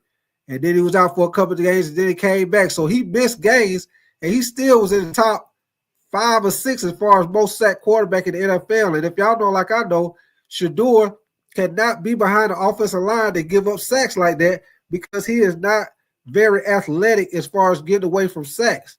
And BYU exposed that in that bowl game. So I always felt like Cam Ward would be a better pick going to the Tennessee Titans, man, because Cam Ward, he can move around, scramble around by time. He most definitely be a better fit for that team, especially with them trying to upgrade their offensive line. Right now, you got Travis Hunter going at number 2. You got Shadur Sanders going to the Giants, which I told y'all I felt like that was the best team for him to go to, because it's a better situation for him. He could team up with Malik Neighbors. I like the young running back they got, Tracy. I think the tight end they got, Theo Johnson, is a decent tight end. They got a pretty decent defense. I think the Giants would be the best fit for Shadur. They got Abdul Carter going to the Patriots, which y'all know, like I know, the Patriots need a little bit of everything, man. They need a top receiver.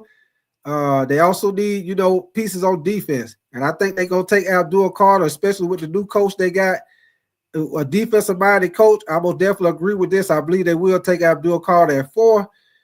They got Mason Graham going to the Jacksonville Jaguars at number 5, which I think that's very possible also, because Jacksonville defense was horrible last year. So we'll see what happens with that. They got Tech McClendon going to the Raiders at number 6, which I'm kind of iffy. Well, I say, you know what? I don't agree with that, y'all, because at number 6, I feel like ain't no other quarterback. The Raiders need a quarterback. I don't feel like it's another quarterback in this draft. You're going to draft in the top 10 besides Cam Ward and Shadur. So I agree with this, with Tech going at number 6, or maybe if not Tech, maybe at number 7 you got Mikal Williams. You can go that way too. You also could go Jalen Walker with the Raiders. It's a lot of different ways the Raiders could go, especially with Pete Carroll being their new head coach. Pete Carroll is most definitely a defensive-minded coach, so it'll be interesting to see what they do at 6. But like I say, right now, Mel Kiper got Tech McClendon going right there. He got Mikal Williams, outside linebacker from Georgia, going to the Jets. He got Jalen Walker, linebacker from Georgia, which I like Jalen Walker. I think Jalen Walker and Abdul Carter, I think these two guys right here are two guys that you could use. I think Jalen Walker and Abdul Carter are very similar to Micah Parsons. You can use both of these guys, the edge rush if you want to, or you can put them at off-the-ball linebacker. They most definitely, you can move around the field to help the defense most definitely. Will Johnson, they got him going to the Saints, which I agree with that because the Saints traded Marshawn Lattimore. So I agree with that. Will Johnson going to the Saints because they most definitely need a quarterback to replace him. And then they got Will Campbell, the top offensive tackle, going to the Chicago Bears at 10, which I agree with that because if y'all know like I know, Chicago got a lot of talent on their team, but they most definitely got to upgrade their offensive line because Caleb Williams was the most sacked quarterback in the NFL this year. I think he was sacked like 60-something fucking times. That's ridiculous, especially for a rookie quarterback. How is he going to get applicated to the game if he gets sacked all the damn time? So I would definitely think Bill Johnson going to straighten up that offensive line. Chicago got a lot of talent on that team. They just need to straighten up that offensive line, and I think they most definitely going to be a problem in that NFC North, man. That's going to be a tough division, man. So this right here is the mock draft for Mel Kiper, man. First 10 picks. All right, y'all. I'm going to get back to it. I just wanted to show y'all that, break that down for you right quick. Appreciate y'all coming through, man. Let me catch up on some of y'all comments right quick, and then I'm going to finish playing this. OG, you say Raiders. OG, you say Dart to the Raiders in second. Oh, back to Dart. That won't be a bad pick, Greedyman. John, you say where Jameis Winston will end up at? I don't know. That's a good question, John. You say no lineman. And John, you say Dart would be a good fit for the Raiders. Yeah. I think that would be a good pick in the second round, man. Jackson Dart most definitely had a great Senior Bowl. He looked good in the Senior Bowl. I think the quarterback for Alabama, I think his stock is dropping, man, because he didn't look good in his last game, the bowl game against Michigan. He looked horrible. Everybody's saying he didn't look good in the Senior Bowl practices. He didn't look good in the Senior Bowl game. So, yeah, he most definitely, his stock most definitely falling. What's your name? Slummy Slums. Appreciate you coming through, man. You said, why would the Raiders draft a receiver first-round pick? That's why I said, Slummy, that's why I was saying, me going back to it, man, I think, with Pete Carroll, that's why I was saying with Pete Carroll, it'll be interesting, man, because, Pete Carroll is a defensive-minded coach for the Raiders. Like I said right here, I mean, Tech McClendon, don't get me wrong, he is the best receiver in this draft, but I think the Raiders most definitely had a lot of problems on defense. I think they all right with Brock Bowers. I like the other receiver they got, the one they got from the Patriots. What's his damn name? The other receiver they got. God damn it, I forgot his name. But anyway, I think the Raiders most definitely need a lot of help on defense. My opinion, y'all, as far as with the Raiders, especially with Pete Carroll, man, I believe they'll probably end up going with somebody like Mikal Williams or Jalen Walker. I think they'll probably end up going with one of them before they go with Tech, man. That's just my opinion, y'all. But, we'll see how it goes. That's why this is a mock draft. Mock draft don't mean it's going to happen for real. They just giving their opinion based on team needs and shit like that, y'all. But we'll see, man. OG, you say Pete Carroll, he might pick defense. Drive Music, what up with you, baby boy, man? Where the hell you been at, Drive Music? Appreciate you coming through, man. You say if I'm the Saint, I trade up to get Shadur Sanders. Ooh, hey, I will say, hey, Drive. I will tell you this, Drive Music. As far as that situation, the Saints so messed up with their salary cap, Drive Music, man. they is in horrible position with their salary cap, man.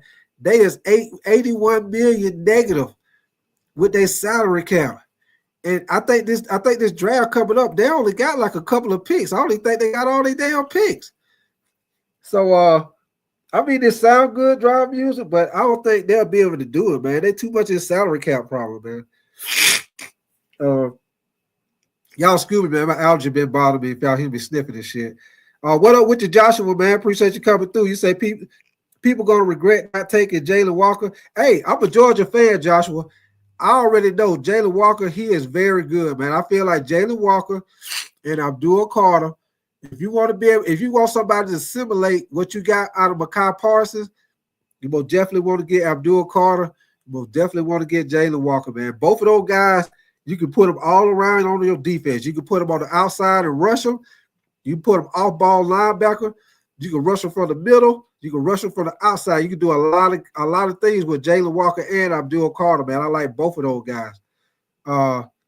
OG Greenman, you say the Panthers gonna take McMillan. Hey, OG, if the Panthers take McMillan, I'm gonna walk right up out the living room. I'm gonna walk right up out the living room, OG, because we had the worst damn defense in the league. We better get somebody on defense. Believe that. We couldn't stop no damn body on defense. I'll be hot if we take McMillan. I mean, don't get me wrong, he is a good receiver, but because we were so bad on defense, man, hey, I'm gonna be hot. Hey, OG, hey, your boy gonna be hot. Hey, I'm gonna have to go straight to the cabinet and get me a glass and pour me a drink. I'll be like, God dang, these motherfuckers right here, man. But here we go, y'all. We about to get to it. I'm gonna finish playing this for y'all. And we'll finish talking about it. Give me 1 second. I'm gonna finish playing this for y'all. Appreciate y'all coming through. And yeah, good to see you, drive music, man. Good to see you back through here, man.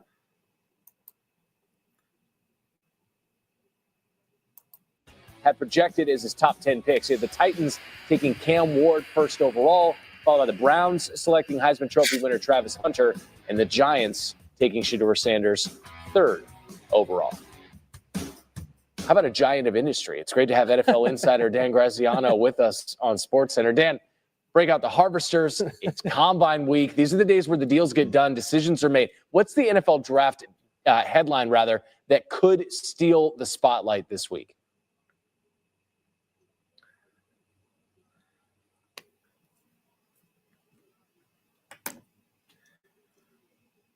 Oh, damn. What the hell happened to the volume? Hold on. Somebody going to trade up for. Okay, I thought. Hello? Hey, is everything all right there? I think we got it. Hey, yeah, I thought I was tripping. I was like, what the hell happened to the volume? Okay, that was something went on with his microphone. Here we go, y'all.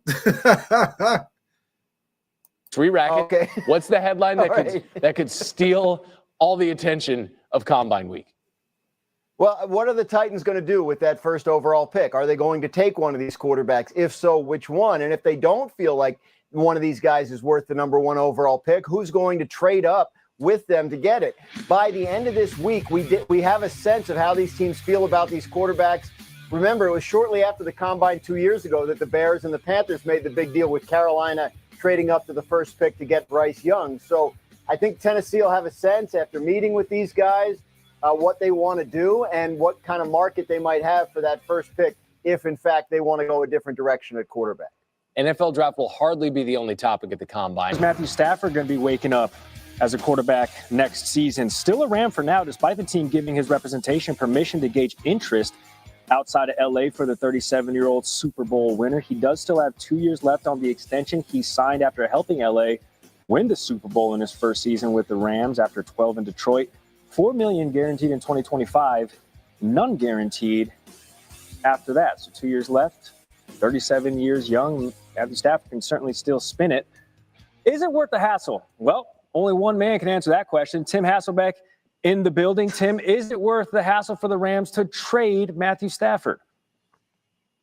I don't believe it is, Gary, and I understand that, Stafford probably feels like he's underpaid, and, the Rams are acknowledging that they're going to need to do something with his contract. But when your starting point is Matthew Stafford, who's been an absolute warrior for the Rams, it's a lot easier to get worse than better at the position. And so while there will be quarterback movement in the league this year, Matthew Stafford can still play. You just said he can spin it. The physical skills really haven't diminished, and I think because of that, the Rams are going to be better off moving forward with Stafford at the moment. Sure. All right, let's stay with the quarterbacks. This next one, not going to be cheap any way you split it. Is it worth the hassle for the Vikings to bring back Sam Darnold? I really believe that it is worth it. Look, Darnold is a young player that proved that he can play at a really high level. And, when you have a guy that's not yet 30, that's able to do what Sam did in that offense, to me, that's still better than the unknown of a rookie quarterback that's, or a first-year quarterback coming off an ACL injury. You don't know if he can play. And so with that, I would build around Sam Darnold. You wouldn't be allocating too much money to the quarterback position. He fits what they're doing in Minnesota, and I would keep him right there. I think the young thing gets lost on a lot of people. Sam Darnold, been in the league forever, still younger than Joe Burrow. All right, it's Combine Week, which means the NFL Draft taking center stage. Tim, worth the hassle to draft Cam Ward over Shadur Sanders? I think there's still a lot of time in the evaluation process, but I would say, yes, it is worth it in terms of Cam Ward. There are just some uncommon characteristics about Cam Ward's game and path that I think are going to be hard to deny in the process. He got an elite arm. He's got an elite and uncommon calm in the pocket and awareness in the pocket. That stuff is very important. And then I think beyond that, his path is really remarkable from Incarnate Word to Washington State to what he did at Miami. The best thing you can ever say about a quarterback is he makes the guys around him better. And I think that when you look at Cam and his path, he's done exactly that at all of his different spots, which is going to be really attractive as people evaluate him and how he projects to the next level. A zero-star recruit, Ward trying to be the first Miami quarterback taken first overall since Vinny Testaverde back in 1987. Certainly worth the hassle for many NFL franchises in his playing days. Tim Hasselbeck, very much. All right, y'all. So give me 1 second. That was just a little update as far as what's going on with the trade rumor and where people might go, man. As y'all see, it's starting to heat up as far as what Myles Garrett might be going to the Detroit Lions, which I told OG Greedeman that would be damn cheating if he go to the Lions. Like I said, it's also going to be interesting to see where Debo go. Y'all know the 49ers been talking about trading Debo, Cooper Kupp. Y'all know Cooper Kupp, man. This year right here, I feel like Cooper Kupp had a down year this year. I don't know if he was dealing with injuries because that's probably something I have to look more into. But I do know this. What's his name? Nakua, whatever his name is, that wide receiver. He most definitely has took over as the number one receiver for the Rams, man. Whereas it used to be Cooper Kupp was the main go-to guy. Now that's the name, Puka Nakua. He most definitely done took over as the number one receiver for the Rams right now, man. So it'll be interesting to see where Cooper Kupp go. T. Higgins. A lot of people been talking about T. Higgins with the situation with the Cincinnati Bengals. They're the situation where they got to pay Jamar Chase, T. Higgins, Trey Henderson. I know Trey Henderson, he led the NFL with 17.5 sacks. If it's me, y'all, as far as with the situation with Cincinnati, I would most definitely let T. Higgins walk, and I would sign the pass rusher, Trey, what's his name? Trey Henderson, something like that. I would sign him before I sign T. Higgins, y'all, my opinion, because I feel like it's easier nowadays to find you a number 2 receiver than it is to find you a 15-plus sack guy, because he most definitely put up what it is.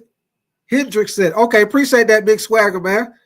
Hendrickson, that's it. Appreciate that, man. It most definitely makes more sense to sign him instead of signing a receiver, man. You get a guy that's a 15-plus sack guy, you ain't finna find that in free agency because most teams ain't letting them guys walk, and you ain't finding that in the draft, man.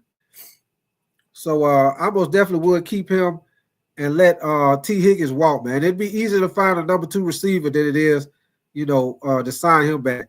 And let me see, I'll still never get over the Saints. Yeah, man. that was crazy for the Saints to let him go, man, because at the time, he most definitely was balling, and he with the Saints doing the same thing. I mean, with the Saints, I'm sorry. He with the Bengals doing the same thing, man. So that's just my opinion, man. I most definitely wouldn't let him walk. I would pay Jamar Chase, pay him, let T. Higgins walk, and we most definitely got to work on that defense, man. Cincinnati defense was horrible this year. You know, they put basically Joe Burrow in a situation where he basically had to throw damn near every down in the game. That's why Joe Burrow had so many passing yards. And like I said, it was great. Joe Burrow had a great year, man. The fact that he had to throw the ball damn near every down because they either behind. Defense wasn't really getting those stops. And he still had a great year. He did put up a bunch of interceptions. Jamar Chase had over 1,700 some yards receiving. So they most definitely need to work on their damn defense, man, big time. Y'all excuse me, man, like I said before, but damn allergy bothers me, man. So y'all know y'all hear me sniffing in the background. Y'all probably like, God damn. But I apologize for it, man. Y'all give me 1 second. Let me stop my screen right quick. Okay. But yeah, man, hey, what up with your Dexter Smith, man? I didn't see you. Let's see. You say who you have. You say who would have thought LD was going to be with the Lakers? Hey, like I say, Luka Lake Show Luka, baby. Hey, it's on and popping. Like I say, one more again. I'm gonna say it again, y'all. Lakers' next 6 games are at home. The first game will be tomorrow night against the Dallas Mavericks. Luka will get his revenge tomorrow night. Hey, he done had time to rest. He done had yesterday to rest, and he done had the day to rest, coming off a 30-plus point game. Hey, I'm telling you, he probably gonna put up 50 on Dallas Tuesday night. They playing in LA. They don't have no big man presence in the paint. You just see what Golden State just did to him. Luka finna destroy their ass Tuesday night. Your boy was mad. He was mad and upset because they traded him. Luka thought, you could tell when they talked to Luka when he found out. Luka was surprised. Luka looked like his feelings was hurt because he thought, I really truly believe that Luka thought he was going to be in Dallas for the rest of his career. I'm telling you, Luka going to be on a mission tomorrow night. I'm telling you. And he playing in LA, he finna get all the calls. Believe that. They finna get, all the calls that he be hollering about, he ain't getting. Oh, he gonna get them tomorrow night against Dallas. Believe that. He finna get all them calls, y'all. Believe that. He finna get all the calls. He finna get all the phone calls from the locker room, from the office upstairs. He gonna get all them calls tomorrow night. Believe that. Yes, sir. Luka Lake Show Luka. Let's go, baby. Hey, I appreciate y'all, Dallas, man. I appreciate that trade y'all made us, man. I most definitely appreciate that, man. Merry Christmas. And what they say with the Temptation? Merry Christmas from the Temptations. I appreciate that. Very nice early Christmas present. We got, as a Laker, we got our star from the future. Because LeBron ain't got there, but maybe one. Hey, I will tell y'all this. Luka might be there about LeBron about 2 more years. Because if he able to take the pressure off of LeBron like he did against Denver, if y'all peep game, LeBron didn't have to just have a big game. You know, he didn't have to have a 30-plus game like that. And if they can continue to be like that, where Luka take the pressure off LeBron, where he don't have to be trying to score 30, 40 damn points every game, he might buy LeBron an extra year. So I'm gonna definitely feel like LeBron gonna play next year, and then I think next year will probably be up in the air. But I think if him and Luka continue to, play good, I most definitely think he probably buy LeBron probably another 1 or 2 years, man. And I'm gonna tell y'all this: they probably gonna go to y'all don't be surprised if they go to the Western Conference Finals this year. Y'all do not be surprised if y'all see that, because they ain't gonna do nothing but get better. And like I told y'all before, in the last 18 games, and AD was out the most of those games. They are the number 1 defense in the NBA in the past 18 games, y'all. If y'all don't believe me, y'all go see it for yourself. They most definitely playing way better defense. I pulled you out there to Eric. Pulled you right on out. Eric DeLon, appreciate you coming through, man. Hey, I pulled you right on out. Eric said, wait a minute, hold the hell up. the hell? Hey, what you say, Eric? What the hell you talking about? You say, Eric say, don't be stupid and delusional. Hey, Eric. Hey, it's all right, man. Some people do be stupid and delusional. Hey, Eric, straight jacket around here. We straight jacket around here. You say that shit ain't happening? Hey, we straight jacket around here, man. They say don't be stupid and delusional.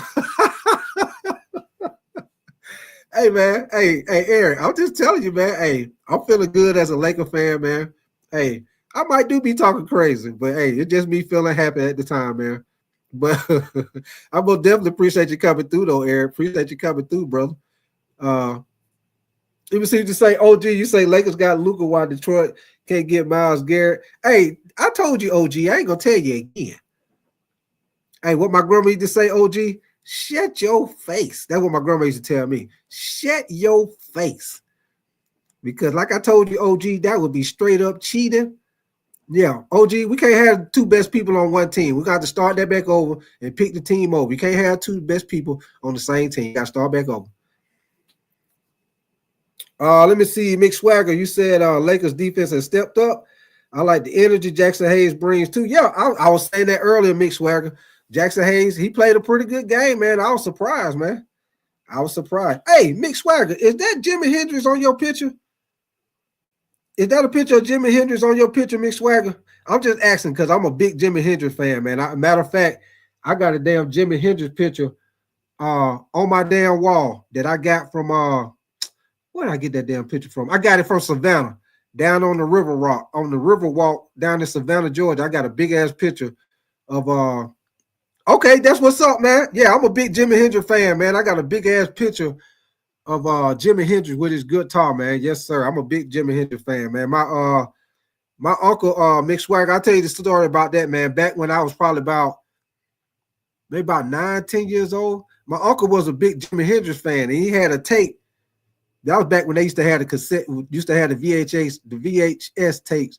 And I remember I was over his house, and I had woke up. He was playing the damn tape. I heard all that damn guitar. And it was a guy throwing a whole bunch of paint and shit on the wall when it first came on. I asked my uncle, I'm like, who is that? He's like, that's Jimi Hendrix. He said, that's the best guitar player ever. I sat there and watched him, man. I started watching Jimi Hendrix, man. He was playing the guitar behind his back. He was playing it with his teeth. At one point in time, he had the guitar sounding like a damn motorcycle. I said, man, this dude is off the chain. I mean, at one point in time, he was setting the damn guitar on fire. I said, man, this dude is off the chain. And ever since then, Mick Swagger, I've been a Jimi Hendrix fan my whole life. People be saying, people ask me who my favorite artist. Hey, I say Jimi Hendrix, one of my favorite artists, because I always been a big me, I like all type of music, man. And I always been a guitar person, even though I ain't never learned how to play it. I always been a big guitar player, a good guitar person. I like, the sound of the guitar, man. So big Jimi Hendrix fan, man. One of my favorite songs of Jimi Hendrix is Hey Joe. Hey Joe. I love Hey Joe. But yeah, man, I was just looking because I wasn't really paying attention before. I thought that was him when I see you the last time. I said, I don't know if that's Jimi Hendrix or not. I said, shit. When I seen it, I said, I'm gonna ask his ass next time. If that's Jimi Hendrix. I most definitely thought that was Jimi Hendrix, man. But yes, sir, man. Yes, sir, man. Hey, I know I just got off a topic, y'all, but y'all know how we do it, man. We talk about a little bit of everything, man. MT Bowles, you say Hendrix dunked on Wilt? Oh, now I don't know about all that now. You say he dunked on Wilt. You talking about Wilt Chamberlain? I had to go check that out, MT Bowles. Hey, God, if he dunked on Wilt Chamberlain. And your boy was a beast when God damn. I had to go check that out, MT Bowles, man. I don't know if you bullshit or if you for real, man. I'm gonna have to go check that out. You said he played for the Supersonics? Oh, man, I'm about to go check that out, MT Bowles, man. You talking about Jimi Hendrix, the guitar player? Is that who you talk about the same person, MT Bowles? Don't be goddamn bullshit me. Is you talking about the same person, MT Bowles? All right, I'm waiting, goddamn it. Because if it is, I'm gonna have to go check that out, man. That's something that I did not know. If you telling the truth, but y'all give me 1 second, man. I told y'all we're gonna get a little bit into the boxing, man. Got a couple of boxing fights this weekend, man. SHAKUR Stevenson got a win, knockout win in the 9th round, man. BIVOL, he won his rematch. So I'm gonna play this right here for y'all right quick. Like I say, if y'all new to the channel, y'all most definitely subscribe to my channel, man. If y'all like my content, double tap the screen, get the likes up, man. Like I say, if y'all new to my channel, like I always say, I do a little bit of everything, man. I call myself a knockoff ESPN because when I made my show, I like a little bit of all sports, so that's what I wanted my show to be about. But if you're new to the channel, man, I do the NFL, I do the NBA, I do boxing, I do college basketball, college football. We do a little bit of everything, man. I even do the WNBA. I was watching the finals last year with WNBA. So you know, we just do a little bit of everything, man. So when you come over here, you know, we might start the show out talking about the NBA. Next thing you know, we talking about trade rumor. Next thing you know, we might be talking about damn boxing. Shit, next thing you know, it was one damn show. We were talking about old video games and shit. Shit, we might be talking about everything. We might start talking about wrestling. I was a big wrestling fan when I came up. We used to go to the wrestling matches all the time when I was a damn kid, man. I used to see all them damn wrestlers. I don't know how old y'all is, but I used to see Ric Flair and the Four Horsemen. I seen fucking Sting. I seen the Road Warriors. I seen fucking Midnight Express, Rock and Roll Express. I seen Ole Arn Anderson. I seen all them motherfuckers, man. I seen all them motherfuckers when I was a kid, man. Matter of fact, that you know how the Rock and Roll Express used to wear them damn bandanas around their damn legs and shit. I had got a damn autographed bandana back when I was a kid. I used to wear that damn bandana every fucking way when I was a kid, man. I don't know about y'all, but when I was a kid, that was the thing where I grew up at. It was either wrestling, you was either big on wrestling, or you was a big football fan. So that's all we did. We either played football all day, and then the other part of the day we out there wrestling like a motherfucker, putting each other in the figure four leg lock, putting each other in the damn sleeper hold and shit, DDTing each other in the grass and shit. Yes, sir. Ricky the Dragon Steamboat. Yes, sir, buddy. Hey, Macho Man, Randy Savage, all them, man. I will tell y'all this. I don't know if y'all old school like I was, but back when I was a kid, hey, we used to make the wrestling belts out of cardboard. We used to get a big old cardboard box and cut the wrestling belt out of, make it look like a wrestling belt, and then we would get aluminum foil and put aluminum foil on the wrestling belt so that motherfucker be all shiny. And we would be taking that motherfucker to school and everything, man. We were serious about that wrestling when I was coming up. Like after school, in elementary school, you're about 4th, 5th grade, shit. You be walking around the school, you got your damn wrestling belt in your book bag. Shit, somebody come up and say, hey, I'm gonna take your belt. I'm wrestle you for your belt. Shit, after school, everybody be circled up. Motherfucker, you be thinking it's a fight going on. Everybody circled up. You be thinking it's a fight. Nah, motherfuckers in there wrestling like hell. Wrestling like hell, man, for that little cardboard belt. Wrestling like that shit for real. But yeah, man, I was a big wrestling fan too, man. I don't look at it as much as I used to, though, y'all. I used to be real big into it until after Stone Cold and Triple H and all them start wrestling, man. DX, you know, all of them, man. I was real big into it until then, man. But once it started kind of slowing down as far when The Rock started getting more into acting and kind of wrestling kind of slowed down. But it started to pick back up now. They started to get a lot of oh yeah, John, pistol pop. Oh yeah, you know you got to do the pistol pop. Hey, you be walking around the school with the little bitty pistols, you got the eraser with the little bitty pistol because you've been playing pistol pop. Somebody broke your pistol. Hey, my grandma used to get on my ass all the time. Where all your pistols at, boy? I told you about playing them damn popping pistols at that school. That's what my grandma used to call them. I told you about popping them pistols at school. I say, grandma, it's called pistol pop. I don't give a damn what it is. You ain't gonna be spending all my good money breaking up all these damn pistols. Say money don't grow on trees. Son. Money does not grow on trees. You go right here breaking up all these damn pistols. Matter of fact, go over there and sit your ass down somewhere. You're making my light bill sky high. Close that door over there. Stop slamming my screen door. You're going to make my light bill sky high. What you doing in that refrigerator in there? Close that damn refrigerator. You're making my light bill sky high. What is you doing in that window singing in that fan? Get out that goddamn fan. Making my light bill sky high. Hey, you know, hey, I go old school, y'all. I go old school on y'all. They believe that. Yes, sir, man. But I'm gonna play this for y'all, man. Appreciate y'all coming through, kicking it with me, man. Yes, sir, John. You already know. You know you got to do the thorn wrestling, baby. Yeah, you know that thorn wrestling. You already know that, baby. But I'm gonna play this for y'all, man. Like what I was telling y'all about the boxing match, man. They caught up with SHAKUR Stevenson after the fight. So I'm gonna play this for y'all right quick, y'all, for y'all boxing fans out there.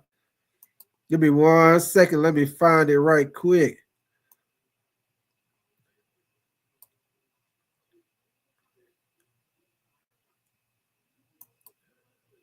Yes, sir, John. You know how you be singing in that fan. You be in that fan.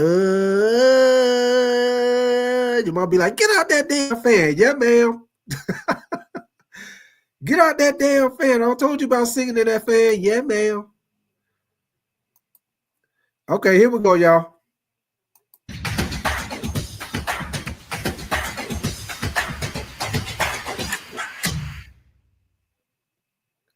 There's nothing. Nobody ain't laying up. SHAKUR, Colin McGuigan, IFL TV. First of all, late opponent replacement. You happy with your performance tonight? Yeah, I'm happy with it. I did what I was supposed to do. I barely got touched. I barely got hit. I landed combinations in spots, and I took care of business. I showed levels to this game.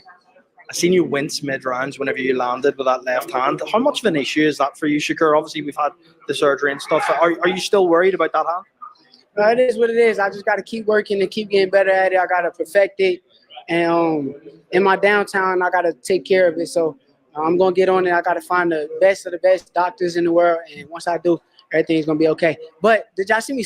Hey, appreciate that, John, man. Hey, 22 subs away. Hey, y'all give me, hey, I'm 22 subs away from having 1,000 subscribers, man.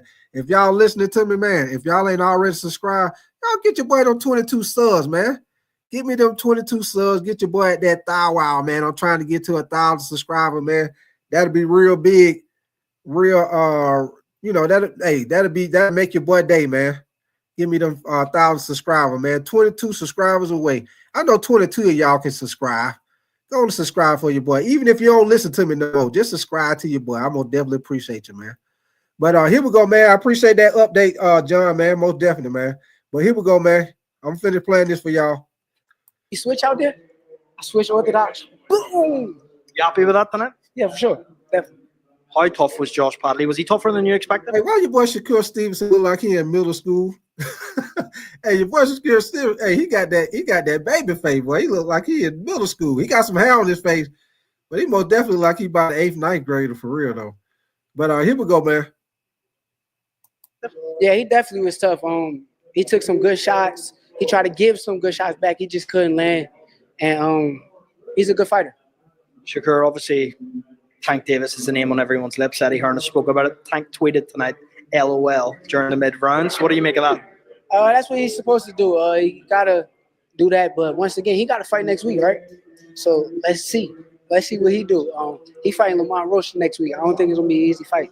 Do you think Lamont Roach could beat Tank Davis next week?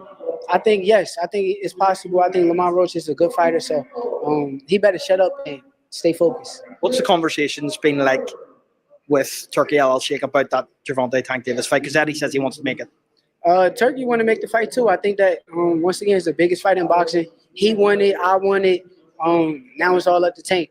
Last one from me. Terrence Crawford said you're like his little brother, and he's so proud of you tonight. What does it mean to you hearing that from Terrence? It means everything. Like I said, I'm an elite level fighter. I'm on the highest skill level, and I got my brothers coming here to support me.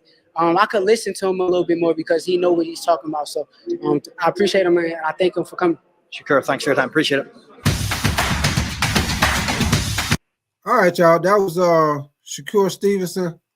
They caught up with him after the fight, man. He knocked old boy out in the 9th round. And I will tell y'all this. I'm glad he said that about Tank Tank boxing next week. Yeah, Tank, he got a fight next week, y'all. I think it's next Saturday, if I'm not mistaken. But I will, if y'all boxing fans, I most definitely will be doing a live reaction. I will have that fight pay-per-review. Of course, you know, I can't show the fight, but I most definitely, be doing a live reaction to the party. I mean, live reaction to the party, a live reaction, like a fight party, whatever you want to call it. But I'm going to definitely be doing a live reaction to that fight with Tank next Saturday night.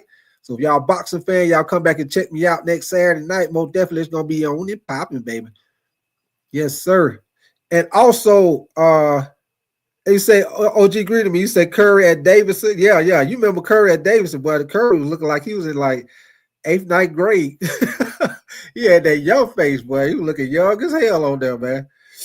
You say, John, you say Tank at 9. Yeah, Tank, Tank, it's gonna take him. I put it like this: after probably about the 3rd round, Tank will probably, the first round. If y'all know, like I know, if y'all boxing fans like me, excuse me, y'all. I told you my nose fucking with me, but if y'all boxing fans like me, y'all know that first round they just pretty much filling each other out. Very seldom you see in a boxing match where they come out the first round and they just going at it. Most of the time, they fill each other out in the first round. And then the second round, you'll see them start, kind of throwing a little bit more punches.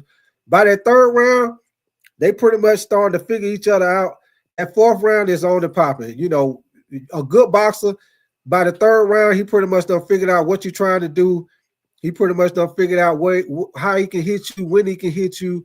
And he's starting to look at where he can set you up and knock your ass out. One of the good boxers like Terrence Crawford, Tank, Stevenson, those guys, they're gonna drop your ass. Once they figure out about 3-4 rounds, it's a wrap. So that most definitely gonna be a good fight, man. I hope eventually they can make the fight between Tank and SHAKUR Stevenson. I think that'd be a great fight, man. They've been talking back and forth. They need to go on and make that fight because that's what everybody want to see. Gervonta Davis and SHAKUR Stevenson, that's what everybody wants to see, man. So hopefully they'll eventually make that fight what everybody want to see. Hopefully they don't do it like how they did with Pacquiao and Mayweather. They wait till, they kind of waited until Pacquiao was, kind of slowed down a little bit. I most definitely feel like if Mayweather would have fought Pacquiao when Pacquiao was younger, I don't know if Mayweather would have beat Pacquiao. When Pacquiao was younger, because Pacquiao was already fast and quick, y'all. And he had power in both hands. If Mayweather would have fought Pacquiao when he was younger, in his prime, hey, that might have been a problem for Mayweather. Even though Mayweather, don't get me wrong, he is the best pound for pound. Because he got great defense. And he gonna beat you on that punch card. He might not knock you out, but when that bell ring, he gonna most definitely be on outlanded your ass. But back when Pacquiao, because Pacquiao always was quick. Shit, when Pacquiao was in his prime, man, hey, that boy was a beast, man. He was a beast. He will go to war with y'all ass. Y'all go look at some of them highlights, some of them fights with Pacquiao when he was younger. That motherfucker would go to war with your ass. And he was quick with it too. That would have been a good one, man. I just hope they don't do like Pacquiao with this new guy who pretty much taking over boxing, man. Hopefully he'll make that fight, even if it's in Turkey or somewhere. Hopefully he'll make that fight with SHAKUR Stevenson and Gervonta Davis, while they still in their prime right now. Hopefully we'll be able to see that fight within the next year or two, hopefully, man. So we'll see how that go. But yeah, man, shoot, man, we done been in here, about 3 hours? Shoot, I'm about to get ready to get up out of here, man. I got a couple things I got to do today. I appreciate all y'all coming through, kicking it with me, man. Like I say, I appreciate y'all, man. Like John was saying, I'm like, 22 subscribers away, man. So if y'all listening, I'm gonna definitely subscribe to your boy, man. I'm trying to get to 1,000 subscribers. I was 22 subscribers away. So if y'all not subscribed to my channel, man, y'all most definitely subscribe. Get your boy up to that 1,000, man. If we're not able to get it this show, hopefully we can get it the next show, man. But I appreciate all y'all coming in here, kicking it with me, man. Tomorrow, I'm not going to do a show tomorrow because I got a couple things I got to do in the morning, but I will be back on Wednesday morning. And we're gonna start jumping into breaking down some of these prospects for the combine. And we're gonna talk about y'all know we most definitely gonna talk about the Lakers, because I'm pretty sure Luka gonna put up about 50 points on their ass Tuesday night. So we most definitely gonna talk about that Lakers game Wednesday morning, man. So y'all keep your notification bell on. Like I said, I appreciate y'all coming through, kicking it with me. John, OG greeting me, man. I appreciate y'all. Let me see who else. John, OG greeting me. Earlier, let me see, Rashard. I think his name was Rashard. He was going back and forth with y'all in the chat. Alan Nisiku 99. If you're still in here, hey, I appreciate you, man. MT Bowles, Mick Swagger, Eric DeLon. Let me see who else will leave messages. Dexter Smith. Welch, Welch Snack. Appreciate you too, man. Appreciate all y'all, man. Let me see. What my boy? He had y'all going earlier. What's his name? Rashard. I think his name was Rashard. Josh, what's your name? Josh Debble. Appreciate you. Drive Music. Hey, came back through here. Appreciate the Drive Music. Slummy Slums. Who else was leaving messages? Jeremy James. Where's his at? Where's his ass at? I think his name was Rashard, I think.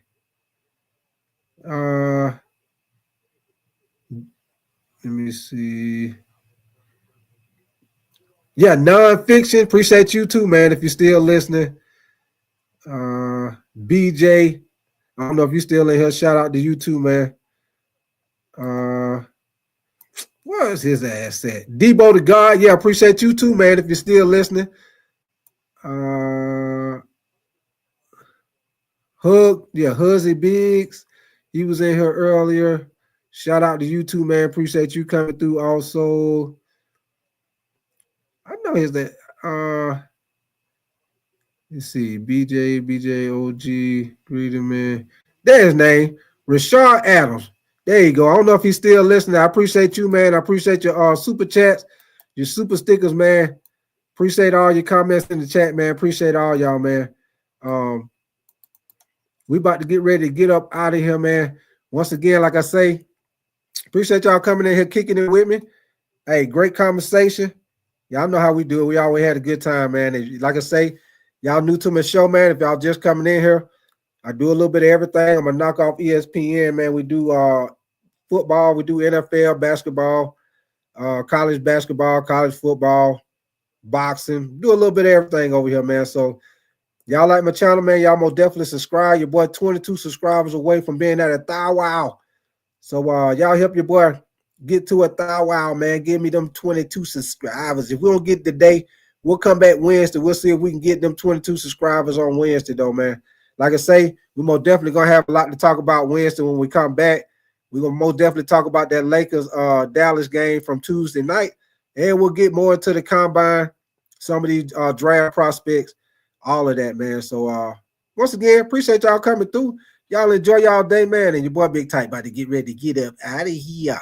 Y'all be safe, man. Enjoy y'all day. And once again, I appreciate y'all kicking it with me one more year. I'ma holler at y'all, man.